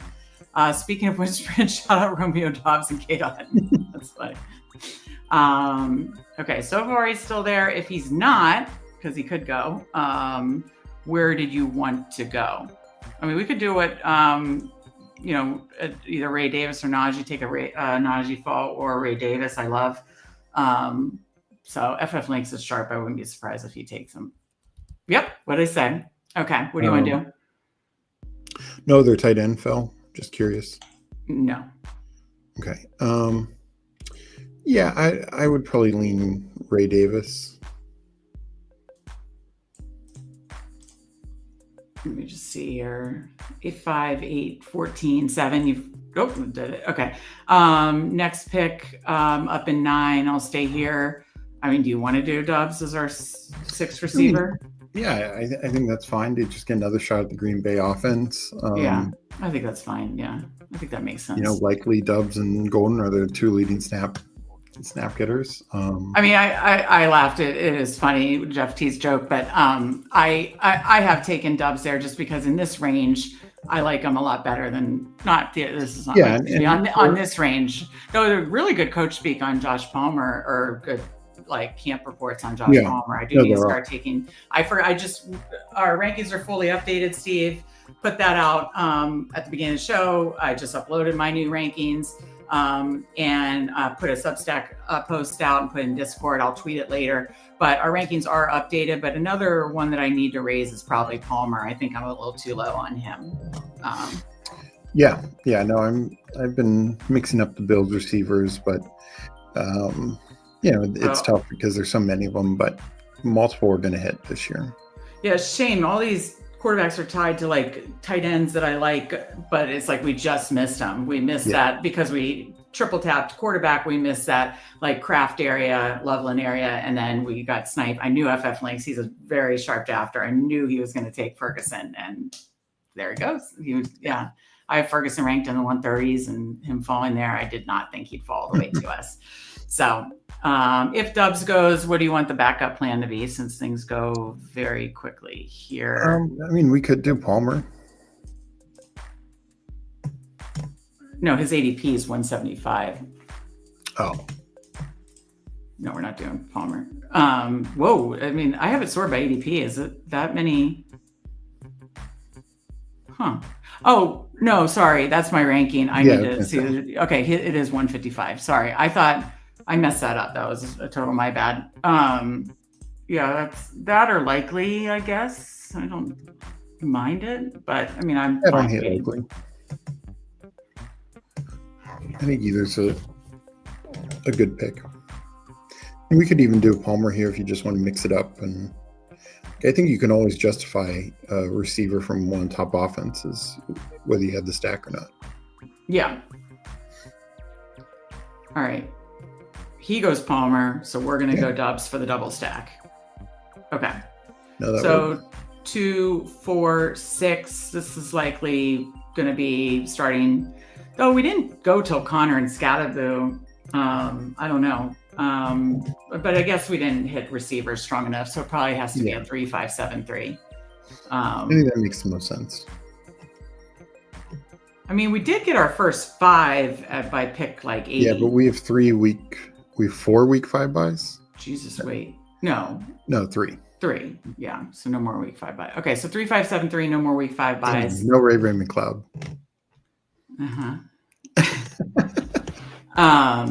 Stephen WC, good to see you. We always appreciate you. He says good afternoon to you as well. So close to 50 likes. Let's go, people. Steve needs to feed the ducks. Yeah, see, Steve, people like the feed the ducks music. I couldn't have total silence. I was losing my mind. I need total silence when I'm working, but I couldn't have the dead air when I was streaming by myself. So Golden Doves gives you a floor and the other high upside. No, I agree with that. I think that makes a lot of sense. We aren't going to get Palmer at his ADP 175. Yeah, I totally messed that up.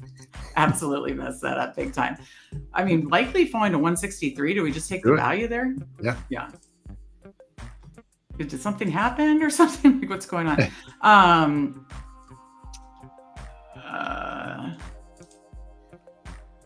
Since we haven't touched 80 or tight end yet, I just wanted to queue up some ones I really like. So, and if we're not going to do 6 running backs, I feel like we should,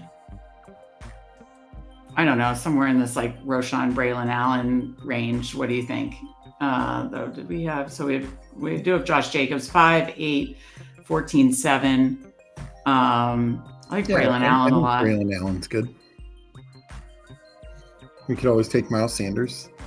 No, thank you.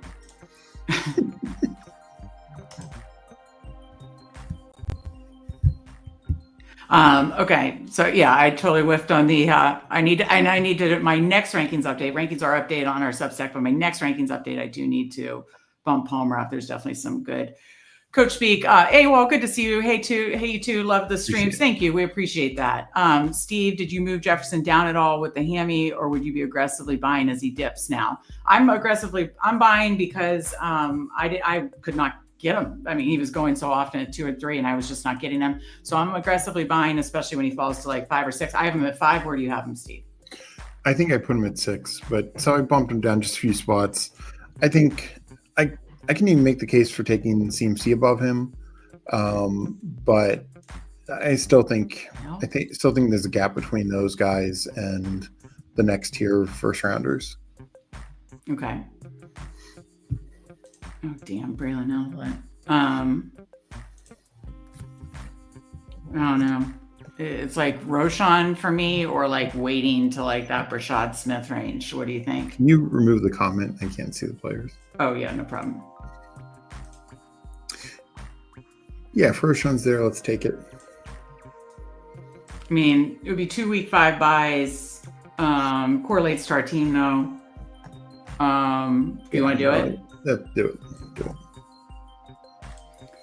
All right. So you're fine stopping at Jacobs, Connor, Scottaboo, Ray Davis, Rashawn. Mm-hmm. I don't feel like that's our strongest running back room, but I love all the players kind of individually. Yeah. So yeah. Okay. So we only have what? Like 3 picks. 3 picks to go.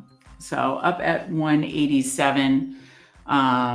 So what we're looking for, done a quarterback, done a receiver, running back, need what? 2 more tight ends, 1 more receiver, I think. Yeah. Okay. All right. So we answered good question by Coolers, and we both answered. You have him at 6, I have him at 5, but you're kind of willing to take him in that range. Wade says my boots on the ground inside info is take Jalen Naylor late. Okay, we got a Vikings boots on the ground. Interesting. Yeah. All right. No, I mean I do think because they took Ty Felton in the late 3rd, everyone's forgotten about Naylor, but I've heard the same. In early camp report is Naylor is clearly the number 3. Well, that makes sense. Excuse me. Palmer couldn't do it without Allen, Herbert, much less crowded wide receiver room. Keon is the man. Okay, Leo's into the Keon pick. I probably have the most Keon of all the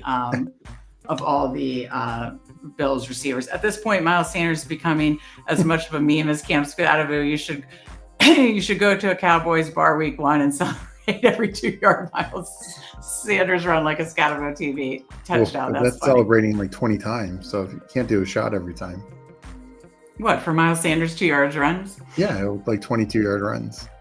Are you fine with Ertz if he falls here? I was gonna say he's a bring back to Dallas. Not that we're over concerned with that in this kind of contest, but I'd take it if he did not. There's a run on tight ends. You just want to take Mason Taylor? Yeah, that works. Or no, it's right at his ADP.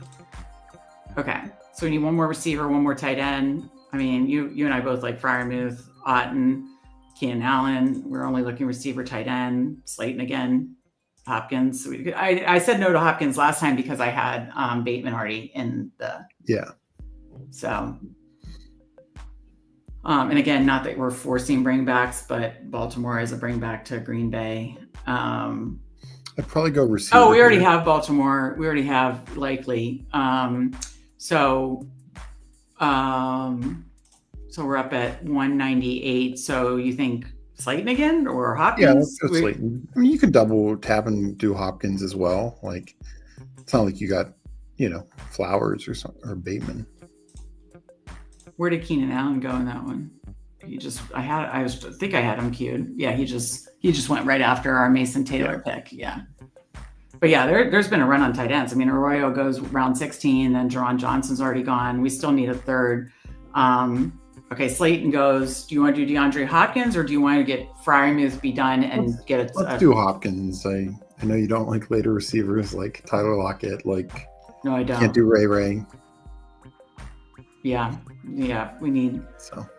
Yeah, no, that makes sense. Let's hopefully. Nope. Freiermuth ADP is later. He's gone. So. Go scroll down. Scroll down at receiver. Do you want to do? Oh my God! Can we just take Fryermuth and give our stuff a chance to talk about this? Yeah.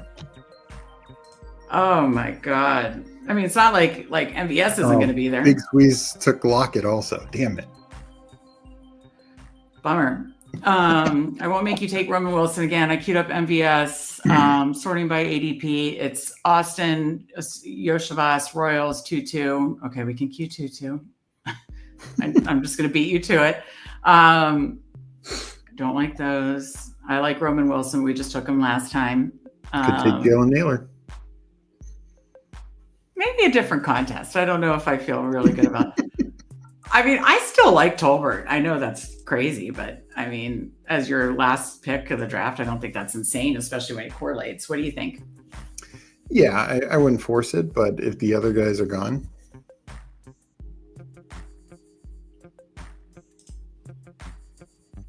Oh, Paul took 2-2.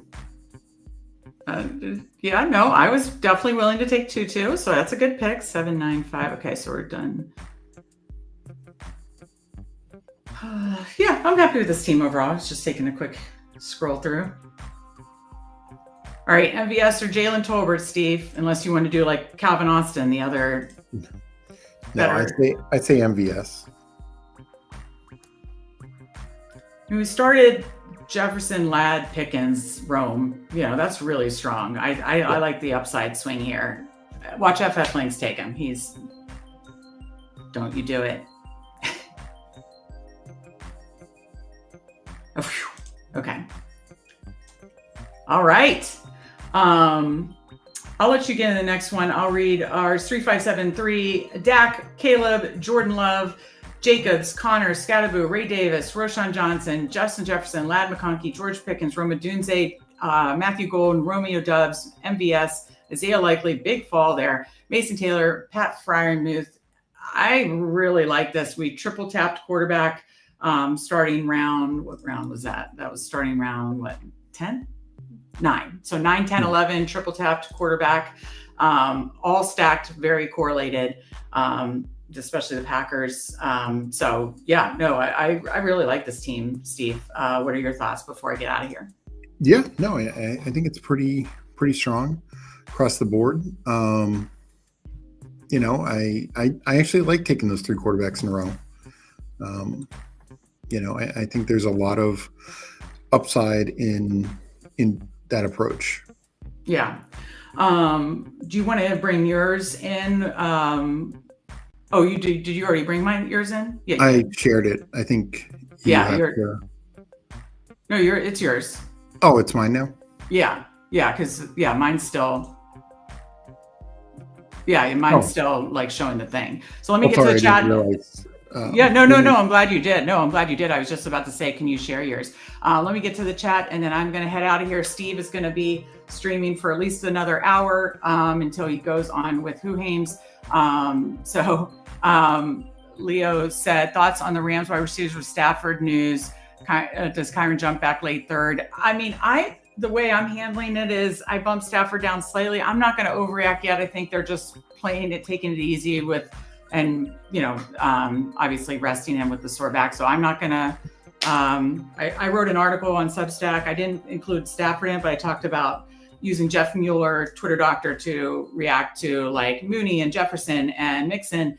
And he didn't have a massive concern. He said Rams training staff is elite and they're going to do the right thing. And I'm just going to kind of hold there. How about you real quick, Steve? Yeah, I mean, I did bump Stafford down. I think right now, I bumped him slightly, yeah. I think right now it makes sense to be cautious. I moved Puka down like 3 spots. I moved Adams down like 3 or 4 spots. Nothing crazy, but it's just, I think a slight bump down. Yeah. Is the way I'm handling it. Yeah. Okay. No, fair. I think that's kind of how I'm handling it too. Leo says draft Nick Westbrook, Akine, Waller on IR. Who's going to get the John jump balls? Yeah, I've only taken a couple shares of them. I need to take them more. I have moved them up my rankings. Jeff T, as long as Keenan doesn't sign for Dallas, Tolbert's still a solid last round pick. I agree. I think it's a last round pick. It's very fine. Paul, thank you for drafting with us. I can see it now. Stafford's back except Devontae has PTSD from Jimmy G and walks out of the stadium. 2-2 gets 20 targets. There you go. Exactly. I lined up. I know it is ironic, like that, receiver documentary and him saying Jimmy G is going to get him killed. And then, obviously, hopefully Stafford stays healthy. Good to see you. I'm Huckleberry, round 18. Boute's getting a starting receiver round 18 is a great opportunity. Yeah, I think anytime, that's why I'm still open to Tolbert. Anytime you're getting like a starting wide receiver in round 18, I think it's totally fine. Mike Rob, remember to hit that like button. 50 plus is good.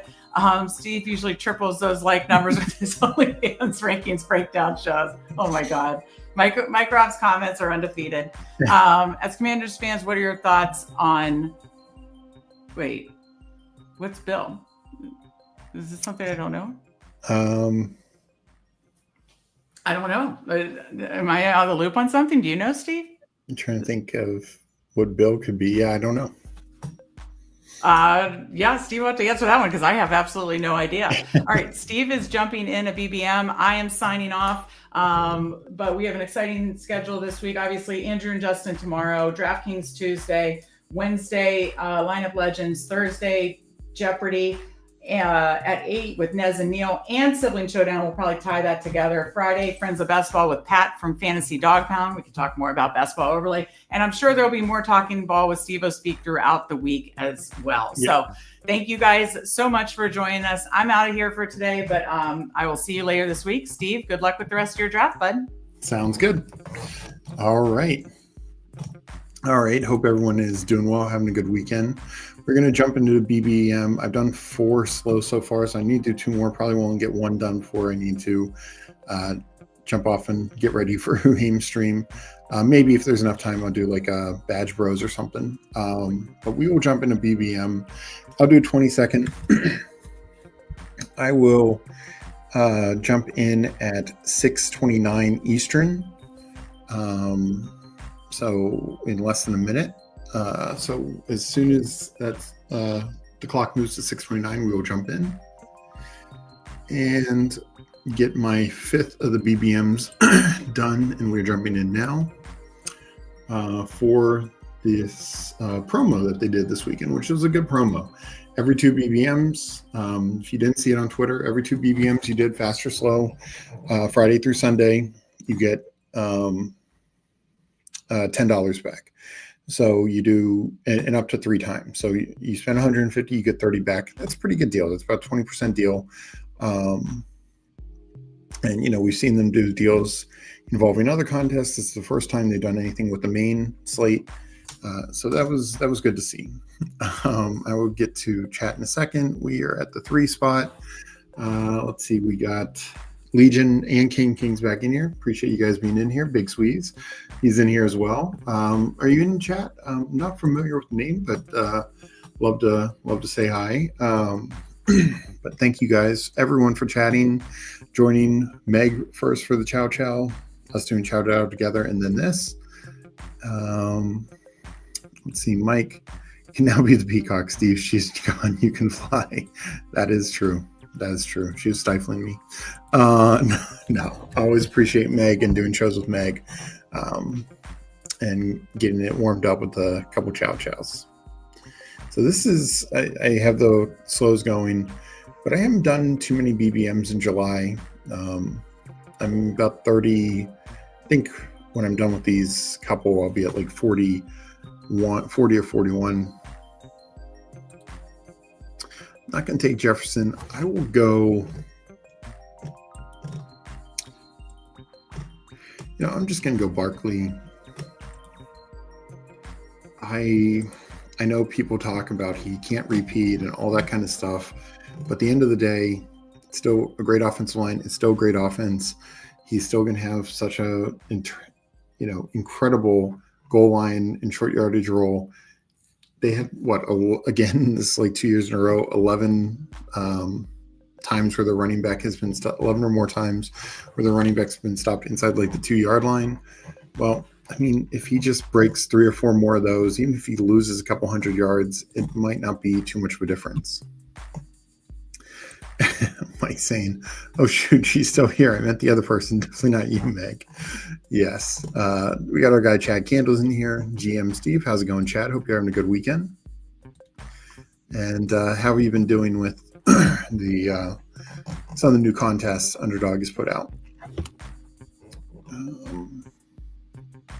Let's see here. Nothing too crazy in the first round. In fact, it's pretty much straight down the line, or straight how I drafted. Yeah, I did move Puka behind like Nico and Malik, but I still think any of these receivers in that back half are, you can make a case for any of them. So I'm focused on maxing the Badge Bros contest. Super fun doing those. Nice. How far along are you, Chad? I've done like 20 some right now. Probably get to 50 there. Good news is it'll be open for a little while longer. I'm your Huckleberry. How many BBMs are you doing? This will be my first year not maxing. It feels weird. So I've never maxed the BBM yet. And I don't see myself doing that this year unless something drastically changes between now and then. It's just, I'm planning on doing about 75. Last year I did 57. The year before that I did 40. I've had strong advance rates. I had 25% 2 years ago. It was like 31% last year.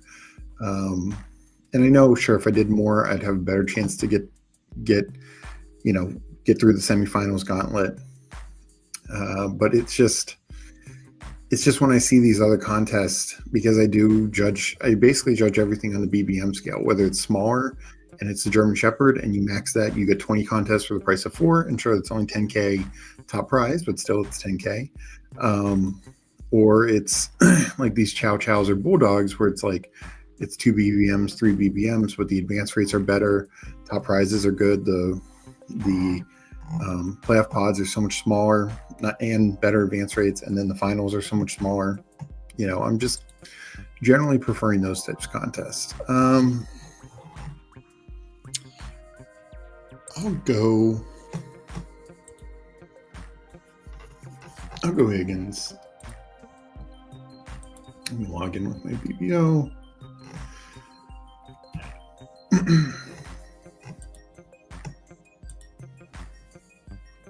So I am low in Tyreek, and that's why I considered taking Tyreek. It's just I honestly don't love it. I love Higgins more. Just he's safer, and just attached to the best pass. What I think is probably the best pure passing offense in the league, and opens up just a top stack option as well.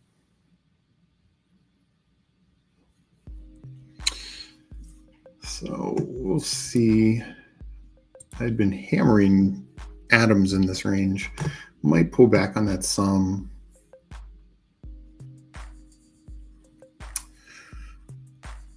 What I'm going to do here is I'm going to actually take Josh Allen. I'm at 10%.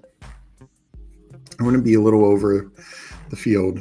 But I also look at this as the type of build where not just for week 17, but I have potentially QB1, I potentially RB1.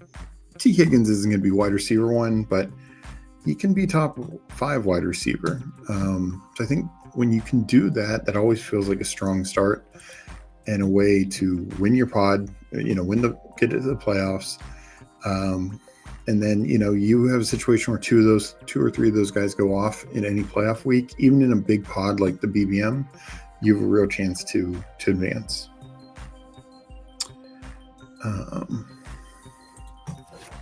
Chad's saying he's 65 badge rows in. I like it. And I will say, that's a contest. I know it's different, not for everyone, but I'm a fan as well. It has the best advance rates to a 6-figure prize. It's 100K prize, similar to the puppy, in a 375 person final. But instead of 2 of 12, 1 of 10, 1 of 10, like a puppy, it's 1 of 6, 1 of 5, 1 of 5. So it's considerably better. I'm your Huckleberry. BBM is so hard. I think I get to 60. I'm playing way more other contests. Yeah, and that's the way I am. And also not just the, the other main contests. I'm playing badge rows. I'm playing. I did like 120 rookie sophomores.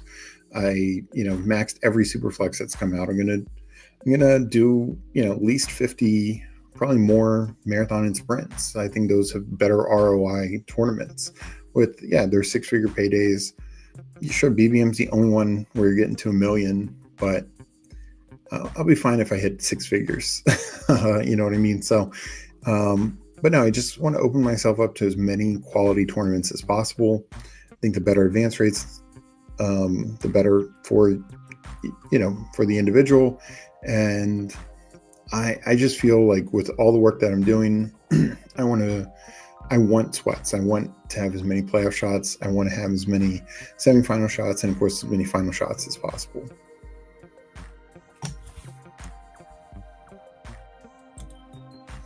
So we are coming up with taking Allen. Not going to double it up with Hurts, but we will probably grab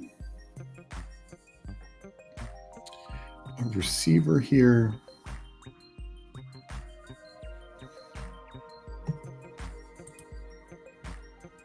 I'll go JMO. Just opens it up to another top offense. Big time spike week potential. We'll see what gets back to me if I go another receiver or running back with the next pick. I feel good with probably looking receiver now. Probably any of these three. Don't think I'd pull Connor up or Kamara. I'm going to go Sutton. I think Denver. We had this situation where Denver, they finished 10th in scoring last year, 19th in yards, 10th in scoring. I believe it was 19th in yards, 10th in scoring. And they have a great offensive-minded coach in Sean Payton. They have a young second-year quarterback that we like in Bo Nix. They have a top-tier offensive line. And then they went out and just added more talent. Ingram, Pat Bryant, and Harvey in the draft, and then also Dobbins as a free agent. So this team is just deeper, better. I still think Sutton's the number one. He's a clear guy. But I want as much exposure as I can to this offense because we're not, your first Sutton's ADP is right around like 49. But for a top 10 offense that I think has potential for top 5, to not have a single guy going in top 50 picks, essentially, or just one at the very end of that, seems pretty crazy. Other offenses that probably aren't nearly as good have more. Arizona, top tight end and top receiver. The Raiders, a running back and a tight end. I just don't think those teams have like top 5 potential. Seattle, I don't think they have any chance of top 5 potential, much less top 10. Even Atlanta, I think Atlanta could be a stretch to be much more than a top 10 team. And they have 2 guys in the first couple of rounds. Dolphins, of course, Achane, Hill, Waddle went soon after Sutton. So, and I get it. Like there's certain, maybe some reasons why, and some of those teams are more condensed, but it is interesting that, and it's not just Denver. I mean, Buffalo's another one. James Cook doesn't go till running back 15. None of the receivers go in the top 75 or tight ends. And yet this is an offense who very well could lead the league in scoring. And sure, Josh Allen does a lot of that on his own, but still, he's going to bring some guys with him. No question. So I always find that to be a potential value spot if we can get into finding some offenses with this top 5, top 10 potential, and their players just aren't being drafted that way. Steve, have you talked about the Jennings calf injury? No, I will be honest. I've been gone most of the day, so I didn't see anything. If anyone wants to fill me in what they saw, I'll be interested to hear that? I mean, the 49ers, I saw Pearsall came off pop. So that's good. But boy, they cannot catch a break at running. Well, I guess they do catch breaks at wide receiver, and that is the problem. But yeah, that is not good. Speaking of Pearsall, I would definitely be interested in taking him.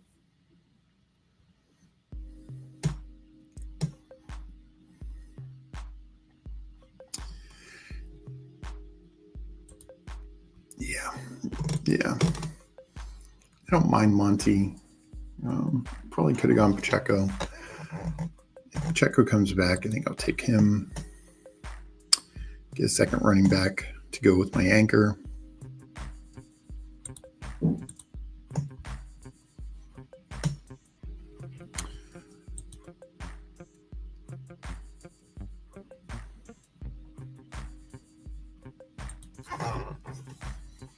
All right, so I'll get one of Pacheco. Diggs. Diggs is starting to get pulled up, but I, as you see, I'm well ahead already, so I always love taking them. But here I do think I need to go running back. I'll take Pacheco. We got Paul. This is BBM 108. Was looking forward to stepping off the gas, then wham, free money. Yeah. No, I talked to some other guys who were the same way. They were like, oh, I've already done a lot, more BBMs than I wanted to. But yeah, it's tough to pass up when you're getting, 20% back essentially. Not only is it more than covering the rake, it's more than the rake that they get from it. They're, to Underdog's credit, they are losing money on the BBMs that they're doing this time. To say nothing about if you're eventually hitting the rake back and all that eventually. So yeah, definitely a fan. Hope they continue to do some promos. Calf equals contract issue. I will have to check it out. So I don't want to comment too much on it right now. The good news is most of the injuries that we see right now this early in camp, unless it's something where it comes out clear right away, like Burks, broken, I wasn't drafting them, but, shoulder or whatever it was, clavicle, and will miss significant time.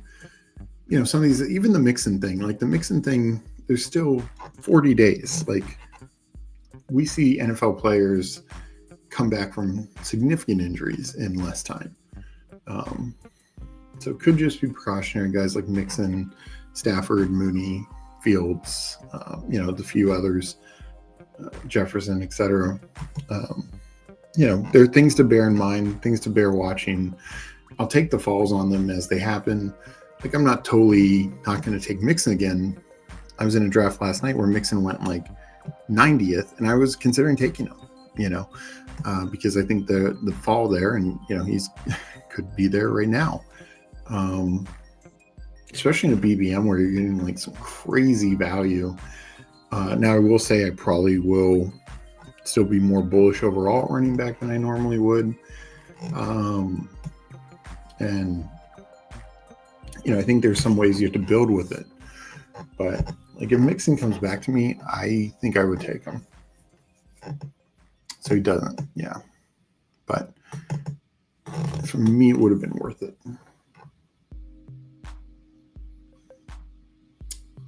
So we'll see.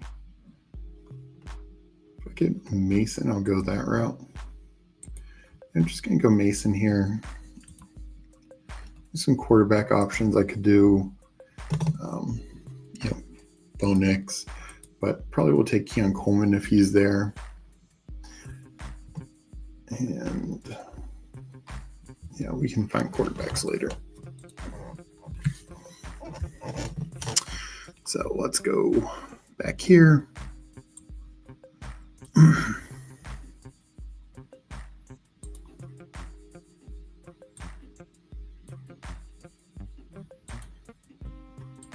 So Nix is tempting, but I think Keon Coleman gain a stack with Allen, roughly pick at 100 for high second round pick. Keon Coleman looks to be in great shape.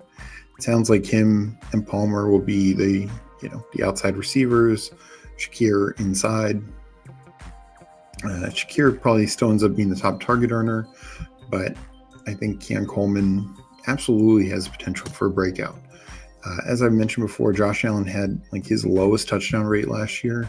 Could easily see that normalize a bit. And I think I just think Coleman could be a big beneficiary there. Steve, speaking of Burks, who's your favorite non-really wide receiver in Tennessee? Well, it's not fun, but I think Tyler Lockett. I think people like Meg will say he's old, and there's truth to that. I will say just 2 years ago he outplayed JSN, so I think Lockett still has some potentially something left in the tank. But I also think they're going to play these veterans a lot because they want to build Cam Ward. Of the rookies, I just can't really get behind Elikiah Manor. I didn't see the pre-hype draft reasoning. He's big, he's fast, but can't catch the ball. He can't run routes. He's a good blocker. And I think he's raw and has maybe potentially long-term potential, but just not a guy I think is going to make an impact. And so that's why I wasn't surprised to see him fall to the end of the 4th round. I think DK is a little interesting, but just slightly more polished than Ion Manor. Honestly, Restrepo might have the easiest time and path to get onto the field. Knowing Cam Ward, I think he's a great route runner. Obviously not the fastest or most athletic guy. But if he's on the field out there, and the combo with Cam Ward, I think sprinkling him in the 18th round is not a terrible option. But Lockett's the only one I'm really going to take with any decent amount. All right, coming up in 4 picks. Now I'll go to the board.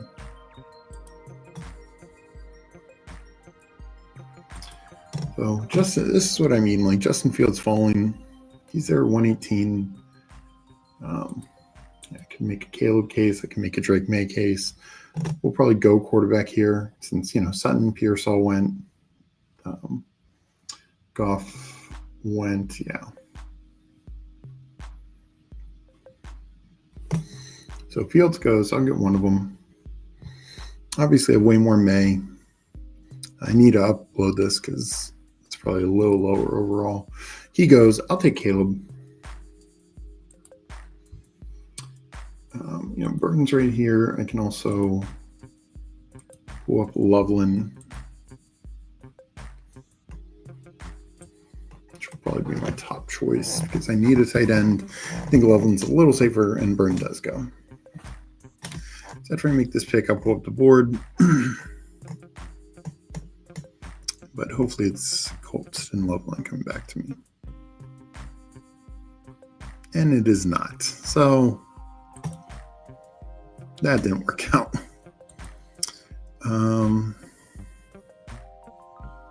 Well, I'll have an unstacked Caleb, I guess. But we will go Tucker Kraft. Caleb will just be my bring back piece for Tucker Kraft week 16 and Ricky Pearsall week 17. Honestly, though, it's fine. I still believe in Caleb's talent and think they're spread the ball around enough that you won't have to have a stacking partner with them. So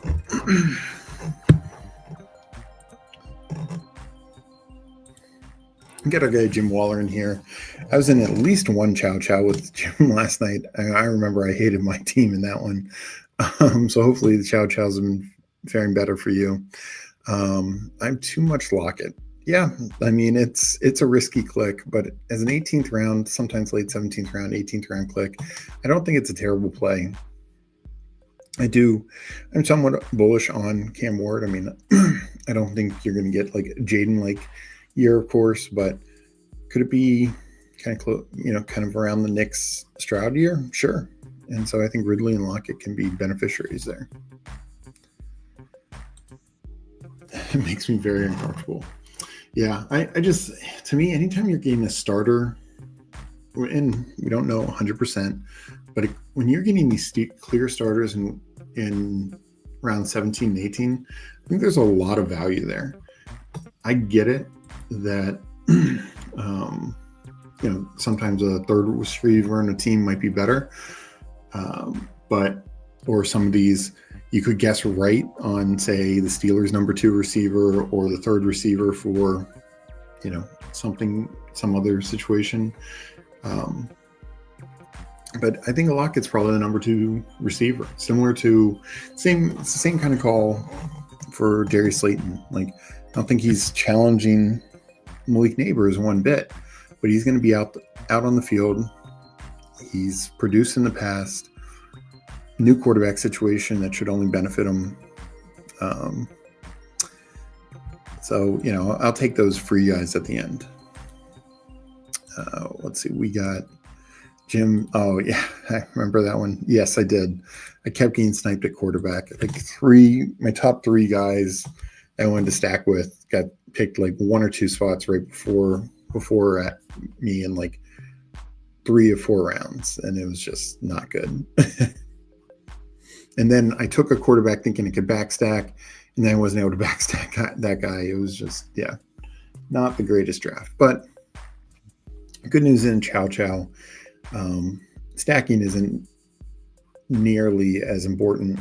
I got a couple like late stacks, but it's not like it's as key with the smaller pots and the better advance rates. So hopefully I can still make a playoff run. The team turned out okay overall, just wasn't like where I felt like my primary stacks, was able to land those, or, I kind of had to panic. I wanted to stop it on 2 tight ends, but I think I had to throw on Elijah Arroyo just to get a Darnold back stack. Not fun.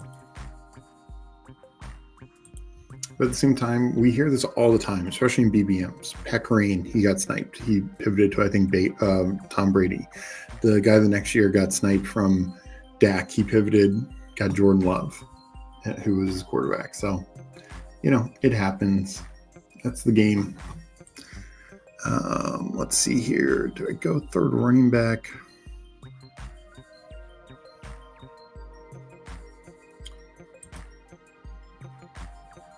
Did I get it in? Okay, I did. Because I'm not a Trey Benson fan, so glad I got Rashard White in.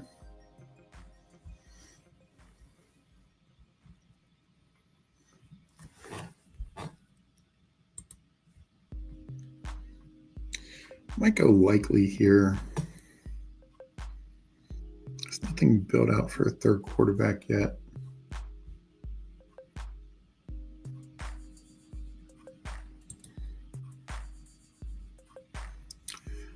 Maybe I'll pull up Bryce Young.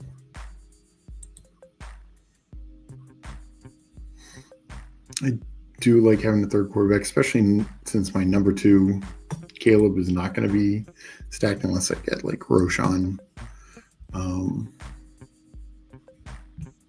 I'm not going to force it. That's one thing I generally don't do. Like and I know I just gave an example of like taking Arroyo when I could have stopped at 2 tight ends, but I still like Arroyo. I don't want to stack guys just to stack guys. Like, I don't want to, take I'm trying to think of a team right now. Like if I had the, sorry, did I go to the board? No, I didn't. Let me bring the board up real quick. But if I have like, I don't know, like the, if I try and take like Dak and I think, I'll get him with Ferguson, but Ferguson gets sniped from me. I'm not going to force it. I mean, Tolbert's okay. Turpin, I guess I'm not really taking him, but I'm not going to force back stacks is my general point. I don't think it's one of those, it's kind of the principle, 2 wrongs don't make a right. So why, if you've already missed out on the big names, is how likely is it that that's the guy you need? And I know people will point to like a Marvin Mims, but Marvin Mims was going as the Broncos' number 2 receiver last year. It's not like he was going in the 18th round or something crazy. So I think we go Palmer here. We do not. We are a few picks away. I thought he might fall back, but yeah, I think he's been moving up.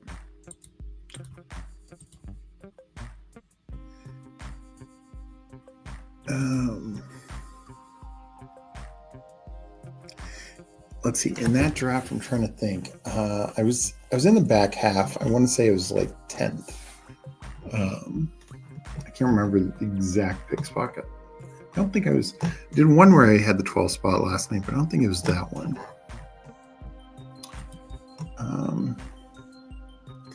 Any shot Barner is the tight end to own in Seattle over Steveospeak felt like generic. Seems like they like Barner.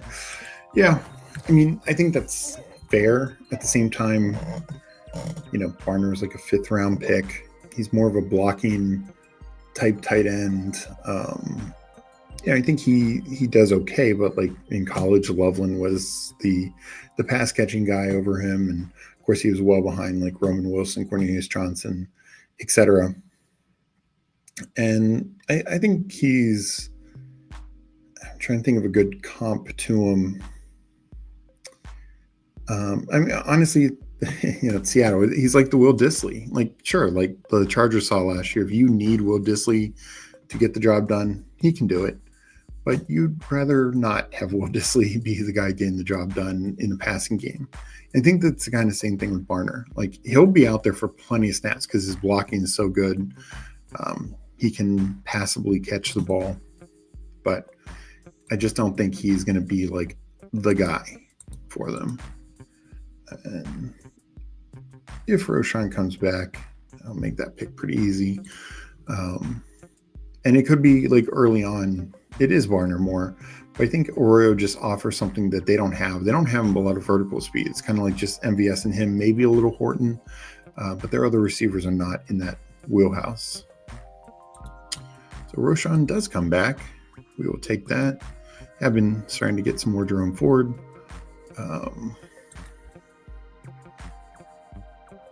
So we will go back to the board here.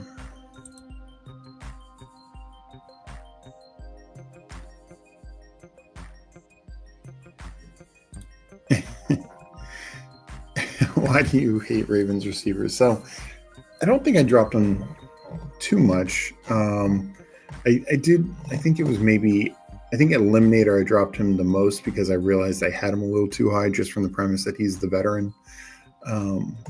But I know, I think I just dropped him a few spots just because I was pretty ahead of the field on him as it was. So I just wanted to even him, lower him slightly because I think I had him like 170 something. I have to go back and look. And so I can't remember where I exactly ended up putting him. But it's not that I hate him. Or honestly, I have a ton of Bateman. And I take Hopkins at a decent rate. Where am I at with him? I have 7.2%. So a little behind the field. And the big issue is he goes right around Slayton.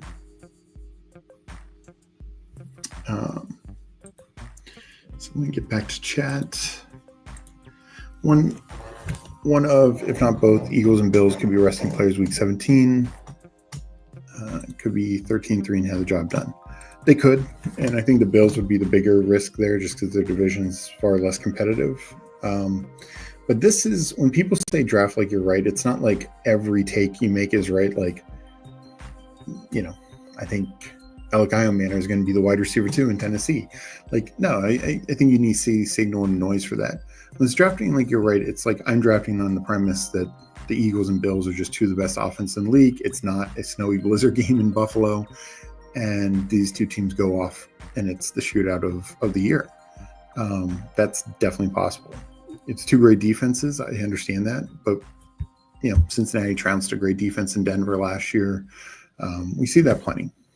So, yeah, there's definitely some risk in that. And I think especially from the Bills' perspective, they could be just so well ahead. And that's what they kind of did is week 16. They kind of pulled Josh Allen in the third quarter, right? Like they were so far ahead of the Jets, or all they did is run the ball out, something like that. So there's always some risk with that.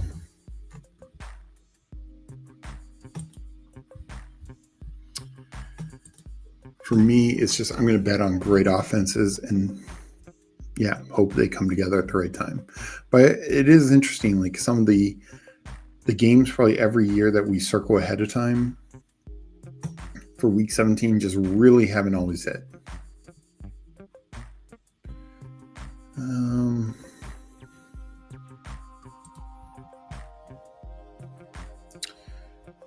So I will take Jadavian Sanders. I know Tremble's back, but still take Sanders there. So we're 3-5-6-2. I will. I don't think I need another running back. So I'll go probably receiver and tight end here.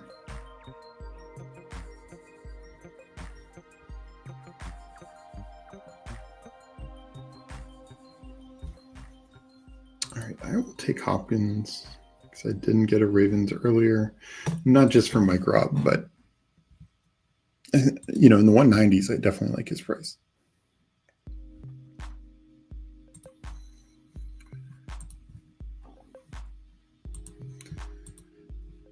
So for me, Eagles Bills is not my favorite week 17 game. Just a little bit for that reason of potentially weather or also two great defenses. It could be a slower pace game. But I will always want a piece of it especially when you start with like Saquon. Why not build it out? And if of course, and it's the same with like Green Bay, Chicago. Those could be two top offenses, or they could be two, great defenses, muddy, terrible weather at Chicago, and it could be like that, Bears Seattle week 17 game this past year. So always a risk you run. And that's another, when people say diversify the portfolio, it's not just build structures, but it's also on certain games that you are targeting. So just want to remind everyone, I'm going to be on Huheim's channel at 7:45 Eastern, so in 40 minutes. Definitely can't do another full draft. Maybe I'll throw in a Badge Bros. So that'll be the channel.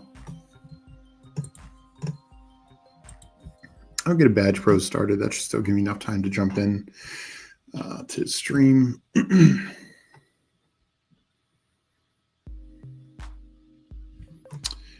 And we're coming up on our last pick here. I think I'll go tight end. It has gotten kind of picked over. I know I'm not high on Schultz, but I can make the case. And to me, Pat Freiermuth I can't believe he's not getting drafted in every draft. I really can't.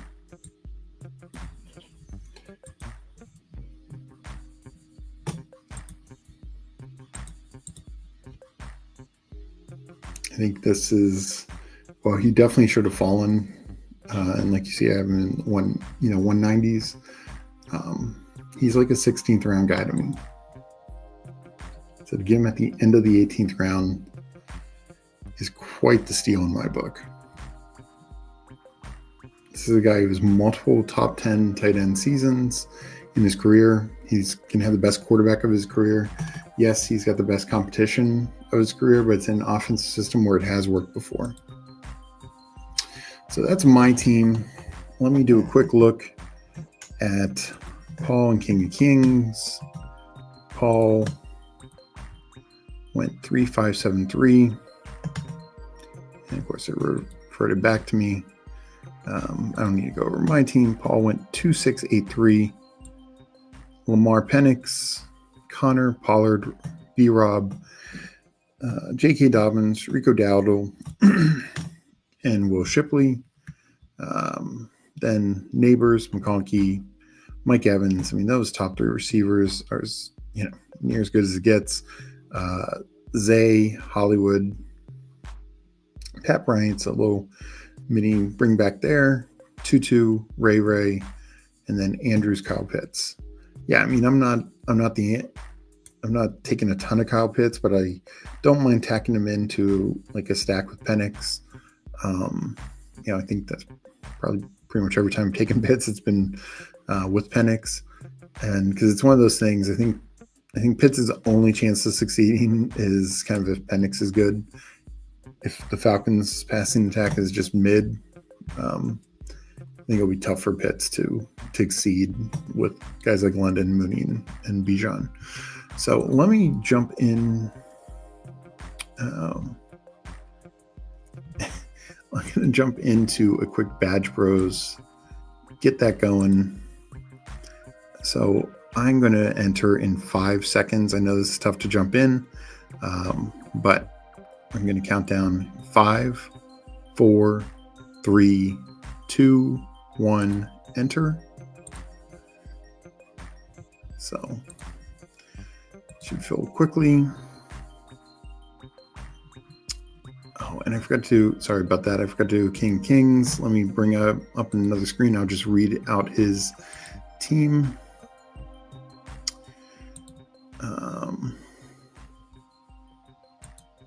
So that was my 36 Best Ball Mania, but I have 4 slows going.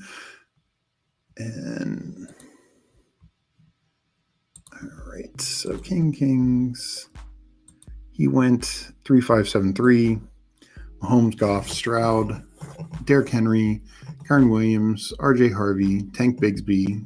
Nice pulling him up, reading that news there. Woody Marks.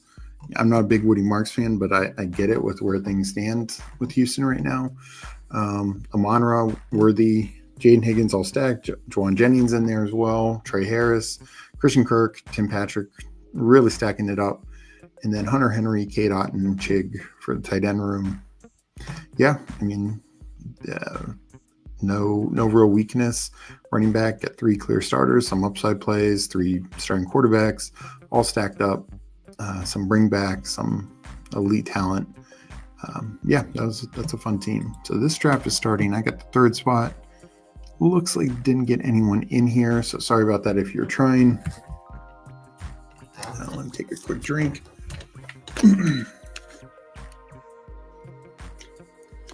We'll rip through this quickly before I jump over to Hoohing's channel to do his guide him through, I believe, weekly winners. I did see a chat in there about that. Jeff, thanks for joining us. Do you do anything differently for weekly winners? So yeah, I generally like to approach it quickly. We'll take CeeDee Lamb.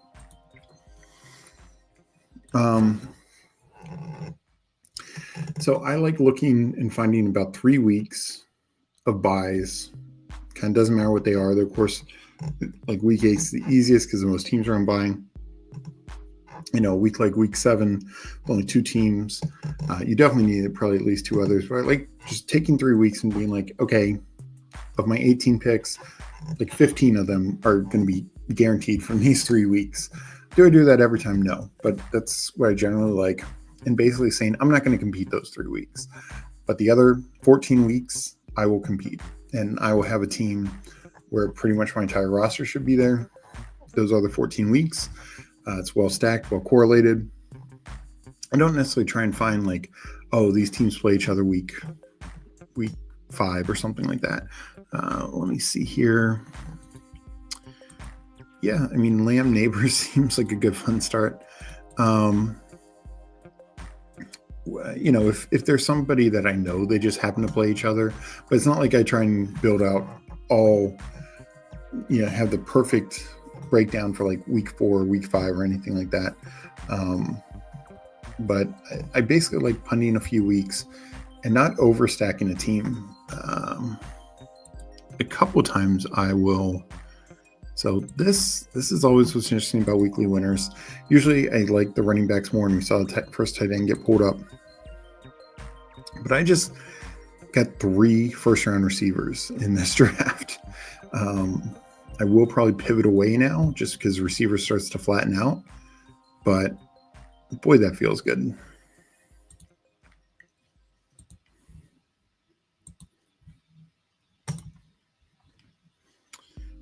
JT Jacobs.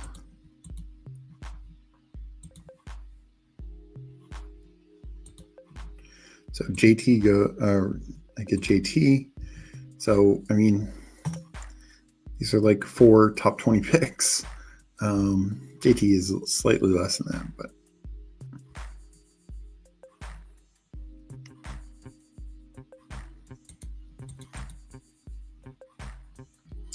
Higgins would be interesting.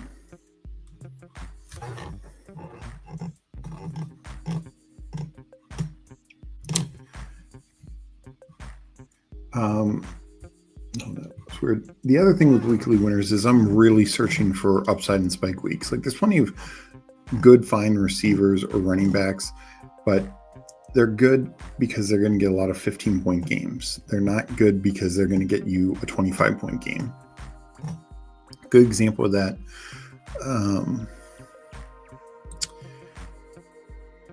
Yeah, consider pulling up a quarterback, but I may see if I can wait and get like Jaden.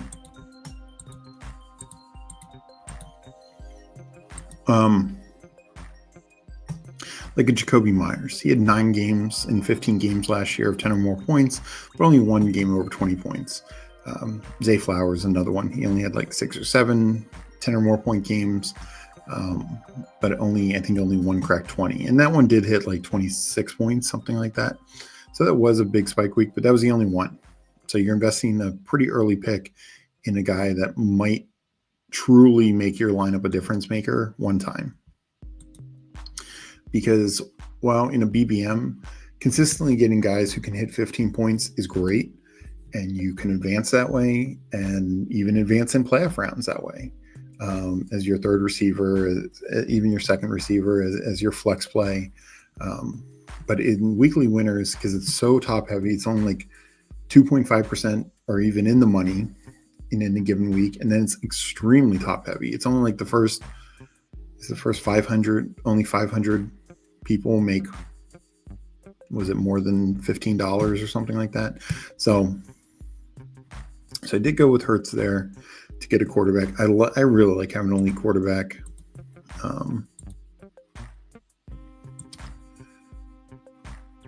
We will go running back. James Cook is still there. Another potential third elite running back. So now 1-3-3. But that's so I really look for spike week guys, like high upside plays. Like I would take like a Xavier Worthy above JSN. I mean, I think you can make that case as it is now, but Worthy just has this massive spike week upside.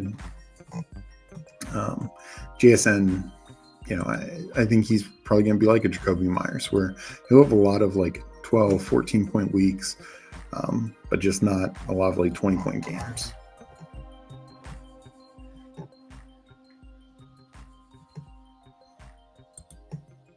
And in some ways, it's the same in this format. Like these types of receivers, like a Mike Evans, who could have this like 6 for 120 and 2 touchdown type game, can just be huge for your lineup.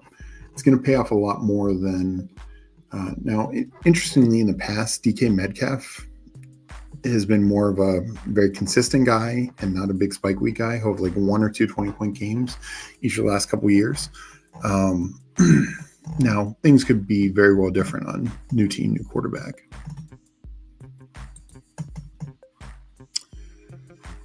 I'm going to go with James Conner here. Have 4 different running backs, 4 different buys. should have multiple 20-point games. So, and this is why I think running backs are more valuable, is they typically, while collectively receivers and running backs typically end up with around the same number of 20-point games, 25-point games, 30-point games, it's more receivers competing for that than running backs. So on average, you have more running backs hit that threshold multiple times. And that is the other thing I'd look for weekly winners. I'd want to be really strong at running back. I want the running back hitting the flex every week possible. We will take Sutton here. Great red zone guy. Let's see. Let me check chat. Paul, thanks for the review. Ever since I heard him referred to as William Shipley, mentally knocked him down a draft spot. We got our guy Who Hames in here. Appreciate that. Who Hames, I will be on his channel at 7:45. And we're just talking weekly winners. And not sure if you caught it before that. I had just dropped the link to your channel before. Let me drop the link. I did this earlier. Here's the actual specific link to the video. Just come check this out. After I wrap up this Badge Bros draft, I will be jumping off and then jumping on his channel to prep for that.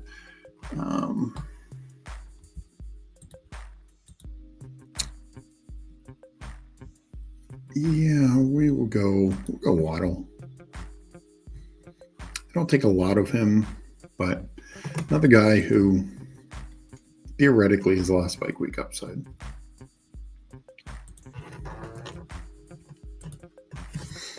I'll link it one more time, but here's the direct link, and I'll link it right at the end as well.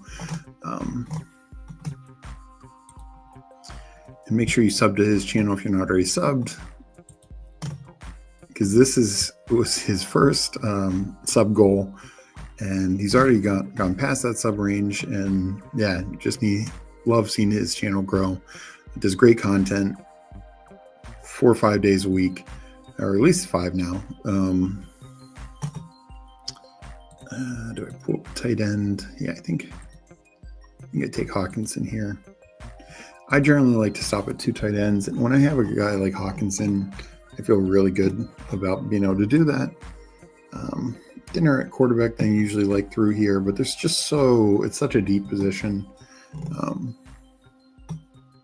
little thinner now, though I'm not too worried about Justin Fields.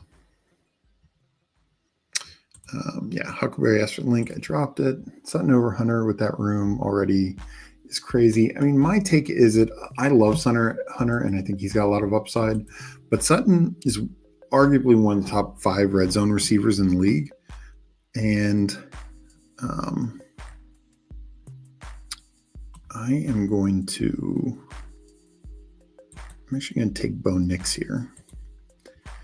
And that was the other thing. I think Sutton offers a better quarterback pairing. I like Trevor Lawrence, but I do think there's a little bit of a gap between the two.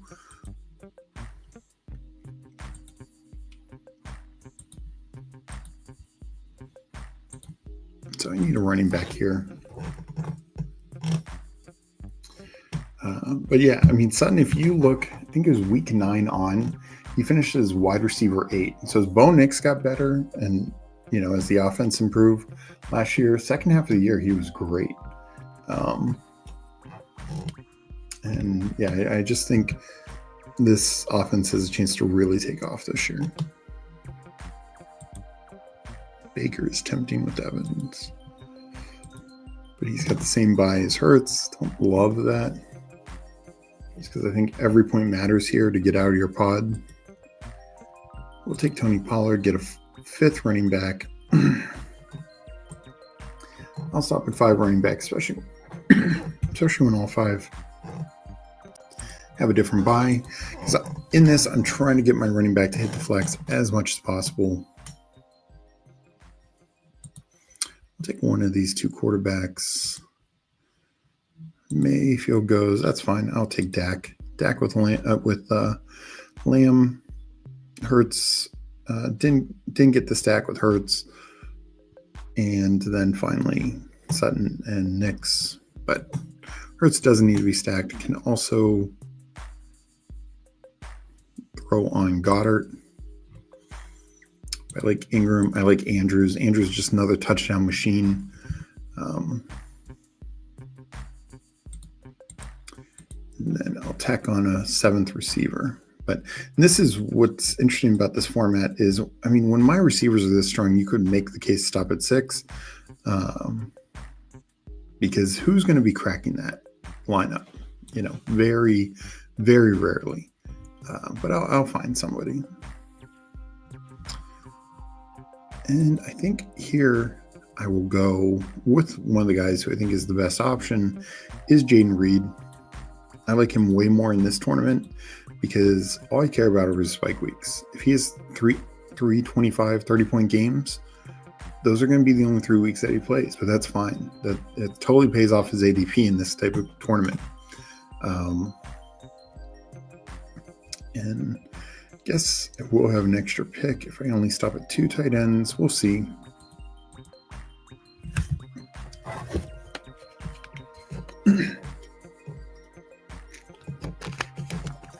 So take Goddard here just to lock that up.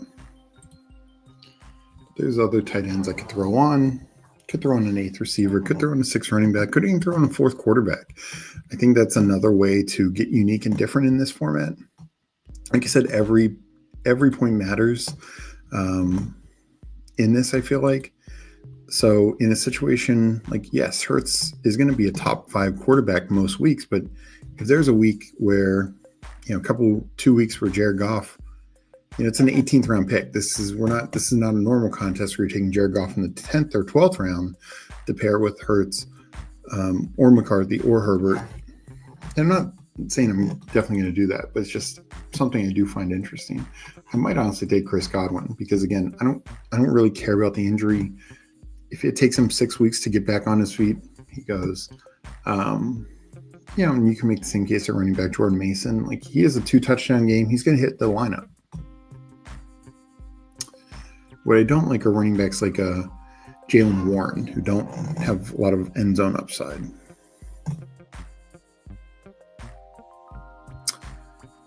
How do Keon Coleman name? It's a top elite offense. If it hits, it could hit big. If he is a bust, in this format, he's my 18th rounder. That's like taking, Marquez Valdez-Scantling, or somebody else late like that, like a Tutu Atwell. Like if they don't do anything, it's not going to really kill this team. But if he ends up, taking a big step in what should be a top 5 offense, he could hit my lineup 3-4 times. Could be a very big value there. Yep. Are you behind on any entries on that you have to hit hard soon? So in terms of, I have to catch up on my slows, but in terms of so I'm gonna max the main in both those sites. In DK and Drafters. Drafters, I'm over 100 for the main. They're apparently releasing the Superflex contest at some point. I do want to do some of that. I finished 60th last year out of like 1,100 or 11,000 people in Superflex, and I had some duds. I shared my team with 2 games the other day. We were talking about it, and I had some big duds in that. So it was like if 1 or 2 things went better, that team could have really been near the top. But so I like Drafters. I like doing some DK as well. I'm about halfway through my DK and just kind of doing some of the smaller tournaments as they come along on those sites.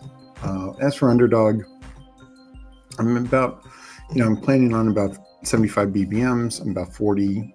I'll be about 40 after tonight, 41, I think. So I think I'm on pace, on par. I wanted to save most of mine for August anyway, so I'll be doing the largest percentage in August. And as for the other contests, I haven't maxed everything. I haven't maxed like either of the puppies. Like I said, I want to do more marathon and sprints, but we'll see how many I get to those on those. And I don't mind waiting on them as well because, the news can, I think, only help you on those tournaments. So, yeah. But I'm trying to think if there's anything else. Like, I'm probably going to end up lower on the Eliminator this year. I one time said 50, probably do more like, I'm at like 14, 15 now. Might do like 30 Eliminator weekly winners. I'll probably be around the same just because, they're not, they're fun contests, but they're more difficult to profit on. I mean, Huckleberry Drafters has a bonus drafting my 5th now. Yeah, I did my 5th this morning because I knew I had a busy night. But yeah, so that'll be nice to get a ticket there. So we are going to wrap this up quickly. One more time, I will be on Whoham's channel in 20 minutes. And hope to see everyone there. If you aren't following Whoham's, please give him a follow. Please subscribe. It should be a fun one. I think we're drafting weekly winners, and he will be blindfolded, so I will have to somehow guide him. I have no idea how I'm going to do that, but we'll make it work. It'll be fun and interesting. I enjoyed talking to you guys. Appreciate doing the Chow Chows with Meg, doing the BBM here, and we will definitely be talking ball multiple times this week. I'm going to try and have some guests on as well, at least a couple times.